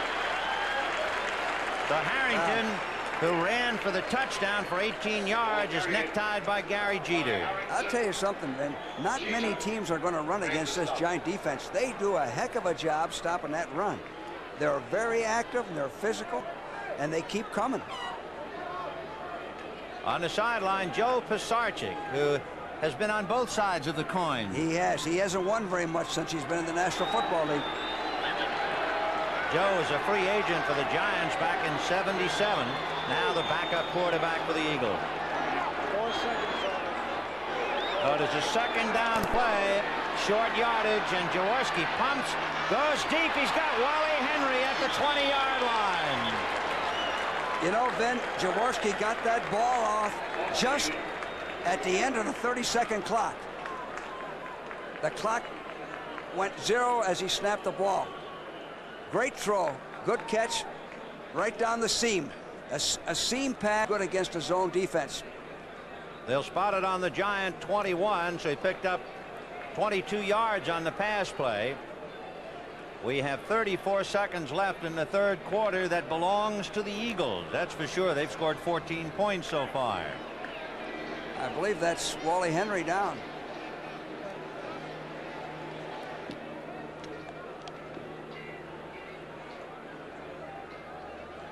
It has been a very tough second half. We have had a lot of players shaken up. It is a Giant, Bud Hebert, the rookie out of Oklahoma, who had knee surgery in '78 and also suffered a shoulder separation. So he's been injured in college and now shaken up. Jeff Weston was hurt. Yeah. Carl Hairston was hurt. So it's getting pretty tough out there. King was hurt. He really put the wood to Wally Henry on that play. They both went down. He couldn't tell which one got up. So it'll be first and 10 on the Giant 21, and slowly Bud Hebert getting up. It was Hebert, you might remember, who recovered the Giamona fumble that had gotten away from Beasley Reese that set up the Giant touchdown in the first 20 seconds of the game. The Giants like him. They think he's going to be a fine prospect. Hebert is backed up by Don Harris from Rutgers. And of course Rutgers came so close to upsetting the Bear in Alabama yesterday. They have a good football program at Rutgers. It's Gary Wolford who comes in. He was a draft choice from Houston that the Giants picked up. First and 10 on the Giant 21. Jaworski looking left, hesitating, going across the middle to Giamona. Van Pelt was on his back to slow him up, and finally brought down inside the 15-yard line. You know, Vin, this is a reverse of the first half. Now, Jaworski has plenty of time to throw and looks over the whole field. That's the end of the third quarter with the score. The Eagles 17, Giants 16. We pause for a word from your local station. Vin Scully along with George Allen as we go to the final quarter. 1 point separating Philadelphia on top. We got a dandy here. Yes, we have. Any team can win this ball game. Well, let's not look at us. Let's get back and see the big guys play. Third period. Baltimore 17, Buffalo 9. Well, you can see the Eagles thoroughly dominating play with 7 first downs in the third quarter. And now the Eagles are trying on a 2nd and 2 to move and get a more comfortable lead. Giamona inside Perot's block, and he got down past the 10-yard line before Kancic along with Jeter. And also a good block by Harrington. Good call, 2nd and 2, get the first down. See the block by Harrington, and he cut back, used his blocking well. First down. 1st and goal. 1st and goal. So the Eagles have the ball on the Giants' 7-yard line. Harrington and Giamona. Smith goes left. Carmichael is on a wing right. They go to Giamona, and the little guy is inside the 5. You know, when he was at Utah State, he had 17 games of over 100 yards. And instead of taking the Utah State lineman out, he'd bring him home, and his wife would cook him spaghetti dinner. It really paid off for him. He's also a psychologist. He can go. You know, having Carmichael on the wing like they use, it's like having 2 tight ends on that side of the line of scrimmage. So 2nd and goal on the Giant 3. Smith right, and once again Carmichael on the wing on the right side outside Clefley. And once again it's Giamona, and he's in there. Petey Perot pulled to lead the play. Well, they ran the same play, which is good football. If you have something, here it is, that's working, repeat it. Don't get fancy and do something else. Is there a particular reason you're not just trying to give Giamona a chance to make up for that early game fumble? This is all game plan stuff. Right. This entire ball game, they've made pretty good yards over their right side, over the Eagles, over the Giants' left side. You got your wing there. You got like 2 tight ends on that side to block. The guard pulls, and the fullback blocks on the linebacker. Tony Franklin with the hold by Chiara kicks it through. So the Eagles thoroughly enjoying the second half. They've scored 21 points in the second half, and the Eagles are now leading the Giants 24-16.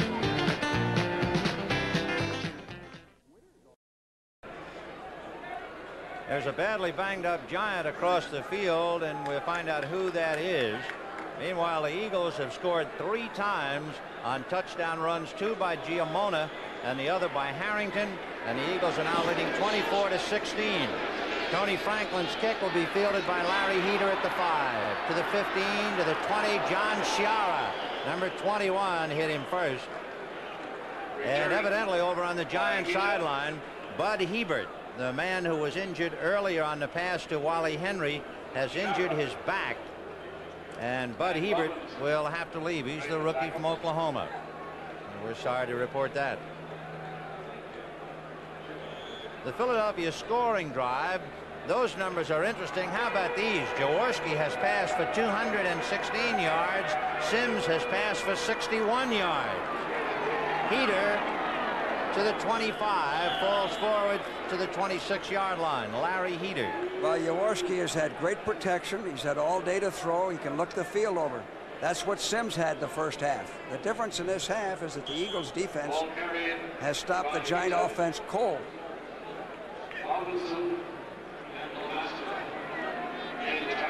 So 2nd and 7 from the Giant 27. Matthews and Heater behind Sims. And they're going to go to Gray, and he makes the reception, dragged out by Roynell Young, and he'll go out of bounds at the 40-yard line. You know, it's an interesting point about Ernest Gray. He caught 4 touchdown passes in the opening game of the season, has not scored since, had a bad Sunday last week against Dallas when he dropped 4. You know what happens on that end some of the time is that you start doubling up on a player like that. He has tremendous speed, so he's never alone. He's never a one-on-one situation, so it's not all his fault. So they pick up the 1st and 10 and move the ball out to the 37. Sims on a quick out to Gray again, and he's wrestling with Randy Logan and fought his way out of bounds with 12:38 left. And suddenly they've discovered Ernest Gray. Yes, well, Sims is doing the right thing now. They got to open up a little bit. They haven't done anything this half. He's throwing quicker passes, which allows him to have the protection, not be sacked like he was in the previous series. Regrettably, a picture of Bud Hebert, and our prayers for a speedy recovery for the youngster as they take him back to the dressing room. Hopefully, the stretcher for precautionary measures more than anything else. 2nd and 5, Larry Heater looking for a hole, stumbles and crawls to the 45-yard line.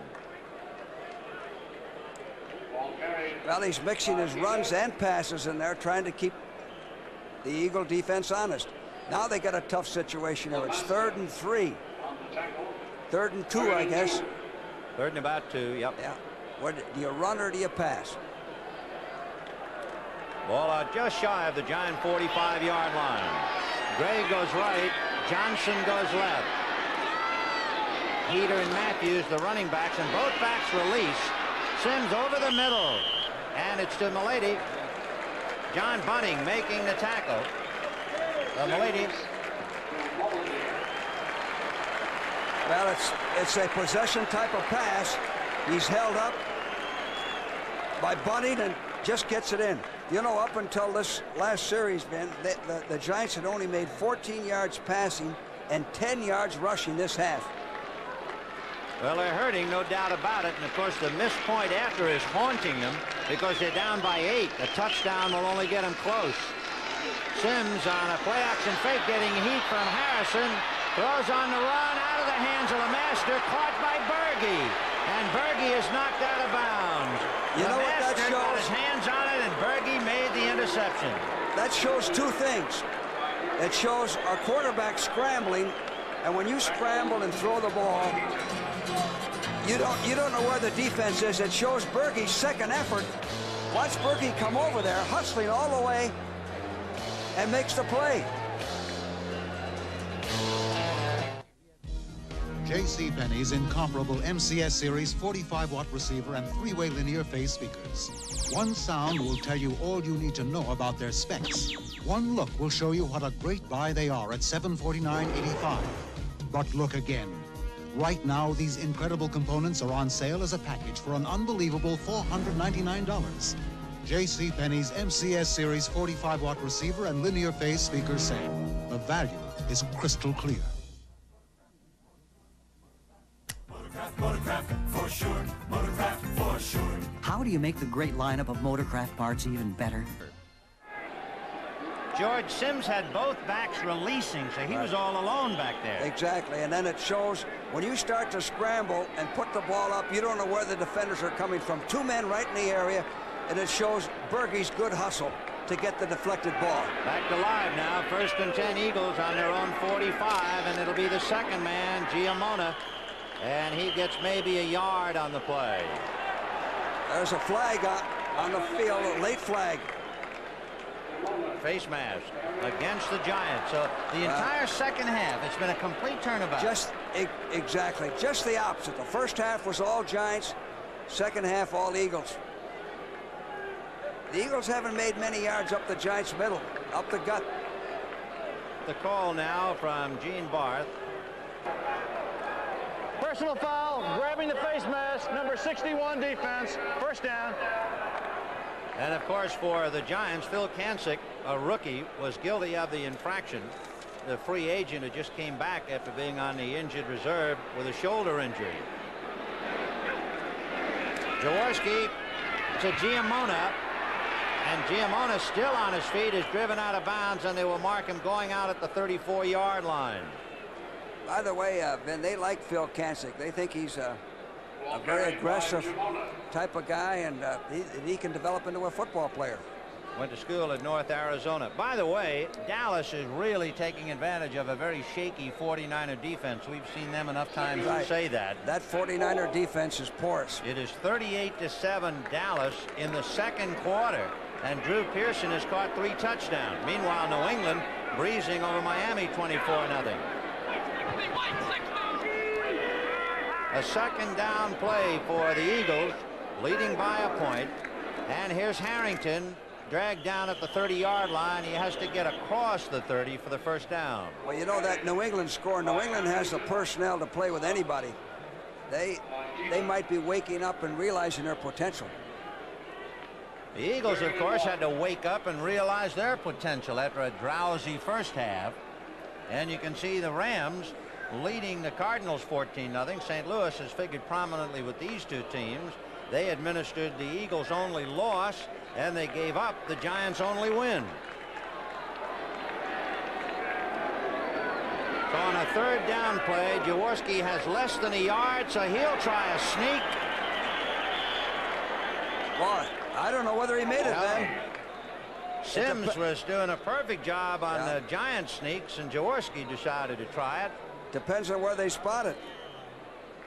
And he didn't make it by any means. That's at halftime. 38-7 Dallas. Danny White and Drew Pearson having a big day at the expense of the San Francisco 49ers. And I don't think Dallas is the Dallas team I'm used to seeing. I think Dallas is a good football team, but they aren't the Dallas team that I'm used to playing against. And yet a victory today would give their record 5-1, and their only defeat was out of the conference at the hands of Denver. So on a 4th and 1, Ron Jaworski and the Eagles decide to take a timeout, with the Eagles leading the Giants 24-16, 9 minutes left in the game.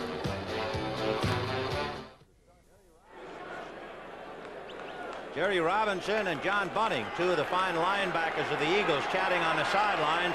4th and 1 for the Eagle offense on the 30-yard line. Harrington and Giamona behind Jaworski, and they'll go to Harrington. He has the first down and keeps going for an extra yard or two. Well, that was a good call. You had 4th down and inches. You want to keep the clock going. If you try for a field goal, you might have it blocked.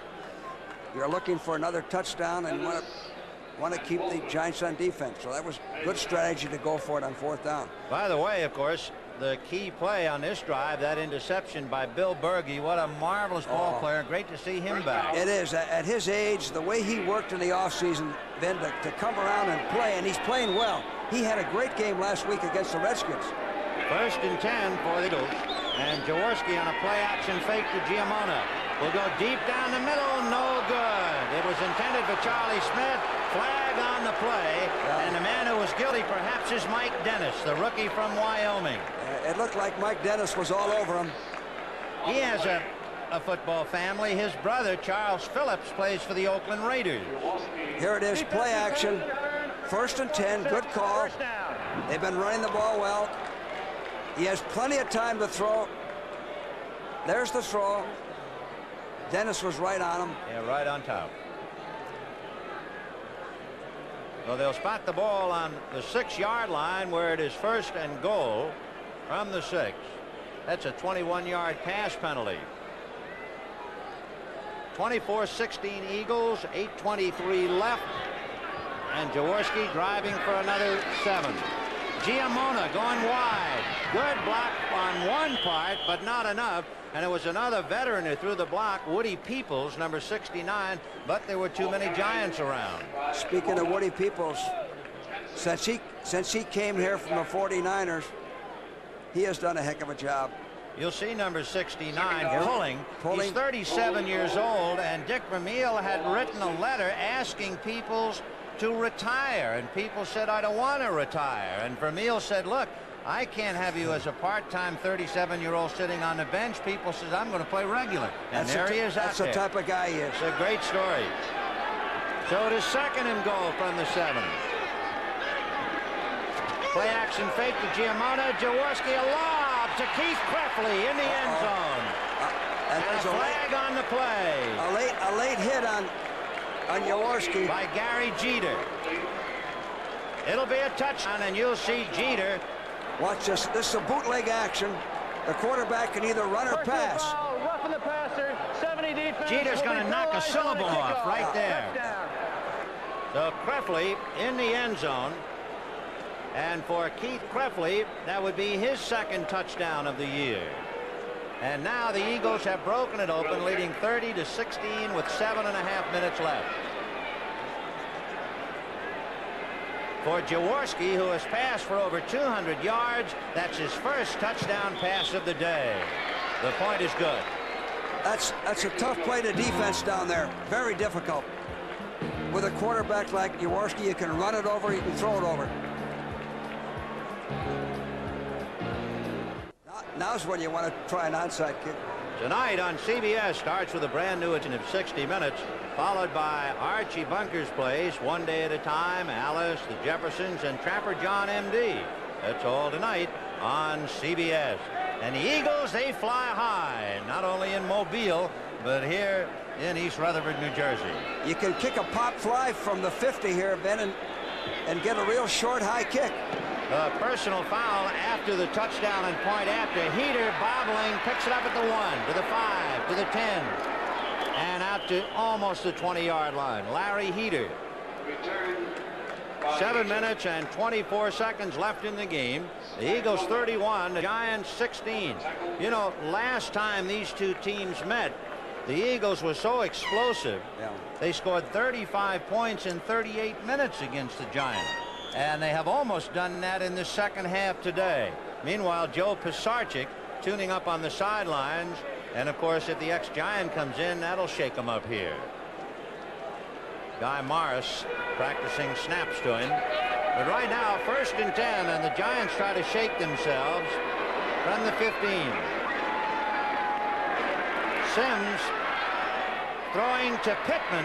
And Danny Pittman is going to take a lick, and down he goes at the 16, even though he was stripped of the ball by Roynell Young. One reason, he was really busy. Wait till you see the hit that Jerry Robinson puts on him. And while he recovered from that, Roynell Young almost took the ball on him. It's what we call a straw pattern, a delay pattern across the middle. Now, Roynell Young, 43, stays right with him and going for the ball. He's tackling the football, and he actually jarred it loose. Busted play in live action for the Giants now, and Jerry Robinson very evident down there on the field. If we want to know why the game has changed, the second half, the Giants have had 18 yards passing and 11 yards rushing. They have been completely shut down. New England doing the same to Miami. John Smith had just kicked a field goal to make it 27-0. New England over Miami. 9:45 left in the fourth in that one. 3rd and 6 for the Giants. The ball on the Giant 18-yard line.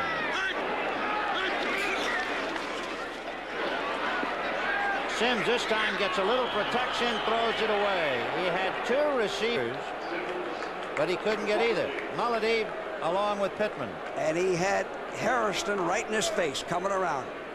I guess in a sense, George, the headlines always goes to the touchdowns, but it was the Eagle defense and the pass rush that's changed the game completely. Eagle defense had bad field position, as you know, after that drop punt.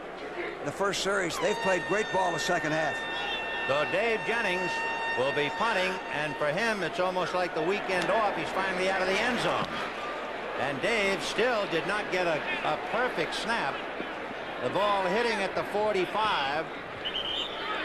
And it will be down in Eagle territory at the 44-yard line, where Philadelphia will put it in play 1st and 10. And you said it, he did not get a perfect snap. When you're worried about that snap, whether it's going to be high or low or wide, it breaks your concentration. You can't punt as well. And listen now to the crowd as Joe Pisarcik comes in to relieve Ron Jaworski.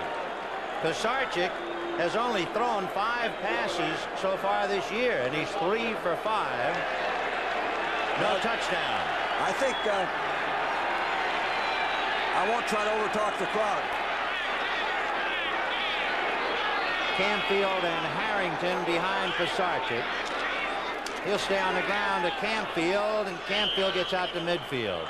I was going to say Pisarcik, I think, will develop into a fine second quarterback. Sid Gilliman and Dick Vermeil and the staff have done a good job of improving him. He has the ability. He's tough enough. He's got a strong arm. Last year, Pisarcik had 2 touchdowns against the Eagles, so I guess they figured, let's pick him up. There's some memories with him in here in that one game. And how? On the handoff to Zonka, the ball picked up by Herman Edwards. And Edwards and the Eagles pulling it out in the last few seconds as Canfield is going to be knocked out of bounds in Giant territory, and he takes a pretty good lick in the process. And he stayed in bounds, which was smart. Stayed in bounds. He never let up on the Eagle bench now. They have the lead. They can't afford to get lackadaisical. That's Coach Clausen, the defensive line coach, who does a good job with the Eagles talking to his troops. So it looks like the Eagles are going to beat the Giants for the 11th straight time. Washington beat the Giants 11 straight until it was snapped in '76. Last week, when Dallas beat the Giants, they have beaten them 12 straight. And when Washington lost to the Giants, it was right here, 12-9. And you were the coach. I was the coach. 5 minutes left in this one. The Eagles sitting on a 31-16 lead. Here comes Canfield, grabbed from behind by Small and dropped. George Small is anything but. He's 260 in Green Bay, leading Tampa Bay in the fourth, 14-7. Cincinnati hanging on now. They led 17-0. Now it's 17-16 in the fourth quarter. Baltimore at halftime leading undefeated Buffalo 17-9. And New England breezing 27-0 over Miami. Matt Roniger will be punting to Alvin Garrett. The Giant safety man is standing on the 10-yard line.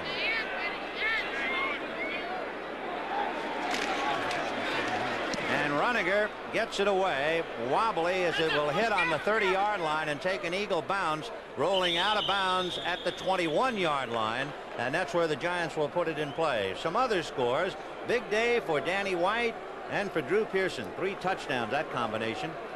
The Rams leading St. Louis 14-0 at halftime. Minnesota leading Chicago 3-0 in the third quarter. Of course, Chicago played Monday night. You know, that last punt was the first punt of the second half. The Eagles had a punt. That's how much. Roniger. That's how much they've dominated this game. They have thoroughly dominated the second half. They were down 16-3. They've scored 28 points, and now suddenly you see it's tied up. Green Bay, Tampa Bay. Tampa has a tough time to score. 1st and 10. The ball on the 21-yard line of New York. And the pass intended for Danny Pittman, thrown out of bounds. Well, Sims sensed the dog, the Eagles' dog. He got it away in a hurry, threw it in accurately. The Eagles' dogs have been very effective this half. Everything they've done on defense has been effective. As we said, the Eagles have had 14 yards passing, 10 yards rushing. No, 18 yards passing, 11 yards rushing this half. So Sims on a 2nd and 10 from his own 21. Gray goes wide left. Pittman goes wide right. Matthews and Taylor are the running backs, and they both release. The Eagles trying to put pressure on Sims, and he finally gets it away. Intended for Melody, guarded by Jerry Robinson, and isn't that a picture? That's Jerry Robinson, right, who was inside Phil Sims' shirt. Yeah, watch Jerry Robinson, 56 dog. Now he's blocked. He's blocked, but he keeps coming. And this shows his great athletic ability and quickness. Forces Sims to throw inaccurately. He really pushed Roy Simmons around on that one particular play. Baltimore leading Buffalo 17-12 now. Nick Mickemeyer just kicked a 21-yard field goal for Buffalo to get him closer. 3rd and 10 from the Giant 21. Sims from an outside rush, so he steps up and he's swallowed by Claude Humphrey. So the veteran, 13 years in the NFL, on top of the second-year quarterback. Sims doesn't have a chance. He senses the rush. He steps up to get away from it, and then Claude Humphrey's coming in with his arms outstretched for the sack. Dave Jennings ready to punt now. Because of that sack, it has been a long day for Sims, even numerically. He's passed for 82 yards, but he's thrown 2 interceptions. Jennings really thumps this one, and Wally Henry at the 25 got away from Pittman. He's across the 40 to the 45 to midfield and goes out of bounds. He got away from Danny Pittman. He also got away from Mark Haynes before going OB, and there's a flag on the play. Wally Henry, he's quite a study. He is. A little guy who can fly. He's only 5'8" and 180-pounder. Played for Vermeil at UCLA. does a heck of a job returning punts, and he's tough to cover when they use 3 receivers. Fine return, but I believe there's a clip. With multiple fouls on the receiving team, personal foul, clipping, and we got holding. Holding was a post-possession foul. We'll penalize that only. So the post-possession after the kick and on the run back, the holding penalty will be called against Philadelphia. They will spot it at the 26-yard line, and that's where the Eagles will put it in play. 1st and 10 on their 26. Another score, Alan Clark has just gone 14 yards for a touchdown, and New England is sitting on top of a 34-0 lead over Miami in the 4th. You know, all the Giant defense has to do now is worry about the runs. I don't think Pisarcik's going to put the ball up. There's 3 minutes and 27 seconds to play. They're going to keep that clock going if they can. So with the penalty, the Eagles have it 1st and 10 on their 14-yard line. Colbreth and Cam are the running backs, and here goes Camfield, and he is hit immediately. Apuna, A-P-U-N-A, youngster from Hawaii, made the tackle. Played at Arizona State. A very active physical linebacker. He was originally with St. Louis, and he was waived. You'll see number 62, Ben Apuna, A-P-U-N-A, right there. Well, on that 34 defense, you need active linebackers. You need guys that can stick them like Apuna can. There's a repeat on that New England breeze, 34-0 over Miami. So Pisarcik at the wheel now with 2:46 left in the game. He will try Colbreth, and Colbreth battles his way for a couple. He was originally drafted by Green Bay, and the Eagles picked him up. One thing about Colbreth, and I'm glad he's getting in the game, he was born in Philadelphia, so he's got some folks watching this one. You know, the Eagles, you mentioned a free agent. The Eagles have done a tremendous job without draft choices rebuilding this club to a contender. Which reminds me, I believe there are 21 new players on the Giant team since the last game last year. Well, that's a tremendous turnover. The Giants have so many new faces, it's hard to keep track of them. This comeback victory for the Eagles shows a lot of character, shows fine coaching, leadership by Vermeil and the staff. And in case people wondered, they have done it without Wilbert Montgomery. He has not been in one play. 31-16 Philadelphia. Give you an idea of the domination by Philadelphia in the second half. Their total yardage, 335 yards. The Giants, 147. And counting the sack yardage subtracted, you have the net yards passing for the Giants in the game, only 68 yards. That's that second half pass rush. Boy, and how. So we're down to the 2-minute warning, and Pisarcik on a play-action fake, and George Martin didn't go for the fake. Well, a defensive end like Martin who rushes a passer is going to come in wide. It's difficult to run a bootleg on him. Now watch Martin come wide. He did not follow with a pulling tackle. Sizemore contained the play. By the way, we're talking about football and families today. George Martin's brother, Doug, was the first-round draft pick of the Minnesota Vikings. He signed late. He's just starting to play. Yes. They'll try to block this punt. 4th and 11 with Runiger in the end zone.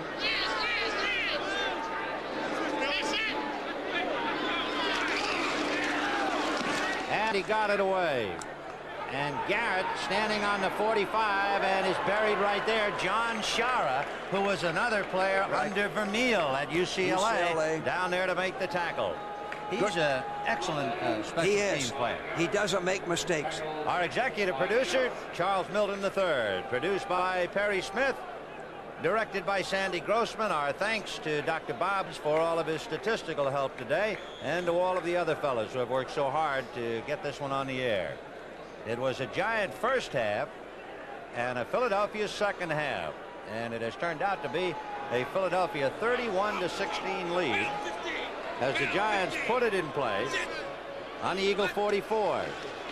Sims looking to a back, throws to Matthews, and he's going to be dragged down by Clark at about the 49-yard line.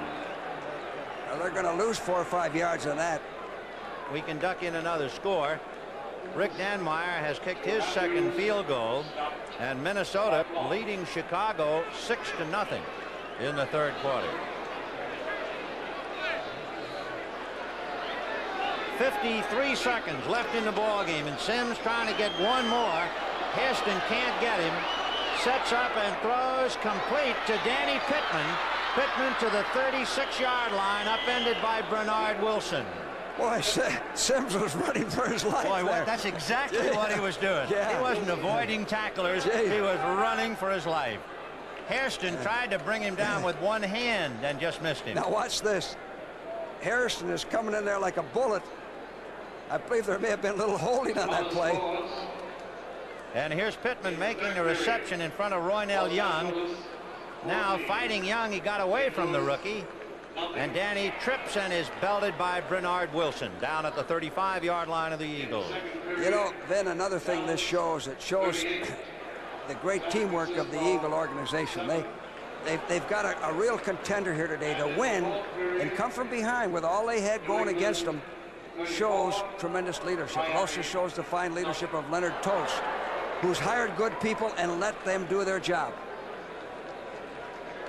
Sitting in the stands somewhat disconsolately over this game, but perhaps his mind is in Texas, a kid with a Dallas Cowboy pennant. And Dallas having a big day. Last we heard it was 38-7. And there's an Eagle 7, a future Jaworski perhaps in the stands with 36 seconds left to go. And the fall has arrived in New Jersey. It has been a magnificent day weather-wise. Phil Sims on a 3rd and 1 from the 35. Billy Taylor is in motion. Matthews stays in and then releases the pass to Taylor, and he dropped it. He had it, but Berkey had him on his radar screen, and I think Taylor sensed it. That's right. He was coming over the middle. He knew Berkey was there. He knew that 66 was ready to put the wood to him, and his head wasn't focused on the ball. Well, we have 32 seconds left to go in the game, and the George Allen theory was tested, and it didn't quite work out. But still, it's a good point for all of us to remember. It is so hard to beat a team twice in 1 year. It sure is. That certainly held up through the first half. 4th and 1 from the 35. Larry Heater is out across the 25, down to the 24-yard line. So Heater gets enough for the first down by plenty. And then one other thing to further that is that they are a good, the Eagles are a good example of experience and youth. The Giants have a lot of rookies. The Giants have much more youth on their side. Vermeil's put together a club of people like Claude Humphrey and Berge, and then he's got the young players like Harrington and Wally Henry. So they combined the best of both sides. And you need that to come from behind. A young club wouldn't come from behind with the adversities they had this ball game. Yeah, that's a good point. We can also duck in a final score. New England has shut out Miami and beaten them 34-0. That's a final. 34-0 New England. And you know something on Dave Jennings, we were talking. I said if I had my choice of anybody in the Giants, I'd take Sims, but the next guy I'd take Dave Jennings. Now he's punted well today with 3 bad snaps. And one of them, of course, he tried to turn it into an end around with Danny Pittman. It didn't quite work for them. 1st and 10 from the 25-yard line with 26 seconds left in the game. The Giants with only pride at stake now. Heater goes out. Matthews stayed in. Tremendous rush by Hairston, who tripped him up. Carl Hairston, who tried to get him with one hand on the last play, just got his heel with one hand this time and brought him down. Hairston has played a great game. Yes, he has. The second half, this entire defense, Eagle defense, has taken over the second half. You know, Carl Hairston was #1 in the NFC last year in sacks. He had 15 of those. He's a defensive captain. 5 years, having graduated from Maryland. Roynell Young was right there with him. You know, we saw the Eagles play Minnesota. Roynell Young, number 43, has improved, Ben. Remember how the Vikings picked on him? They sure did. He's handling himself pretty good. I think that interception he got last week gave him a lot of confidence. It set up a score against the Redskins. It looks like a big game next week. Dallas and Philadelphia each coming in 5-1.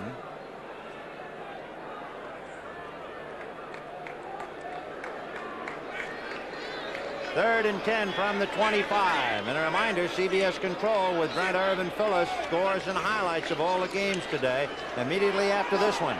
Sims getting away, throwing on the run, juggled by Heater, and he can't hold on to it. Reggie Wilkes came over to hit him, number 51. You notice all these drop balls are on crossing patterns. Yeah, it's time to forget about it.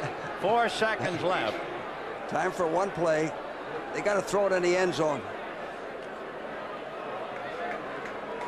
The 4th and 10 from the 25. You've heard of the tale of two cities. This was the tale of two halves. It was all Giants, 16-3 half. It was all Eagles in the second half, 28-0. Put it all together and you have Eagles 31, Giants 16, and we're 4 seconds from a final. I tell you, Messrs. Harrison, Johnson, Hairston, Robinson, they got to be exhausted. They have Chase Sims all over New Jersey. Matthews in motion to the right. And Sims throwing to Heater, and he doesn't hold it at the 15-yard line. And that's it. That's it. So the Eagles down 16-3, got off the floor to score 28 points in the second half, and meanwhile shut out the Giants in the second half and win it 31-16. Now this has been Scully speaking for George Allen from East Rutherford, and we'll be sending it to Brad Irv and Phyllis at CBS Control. Adios.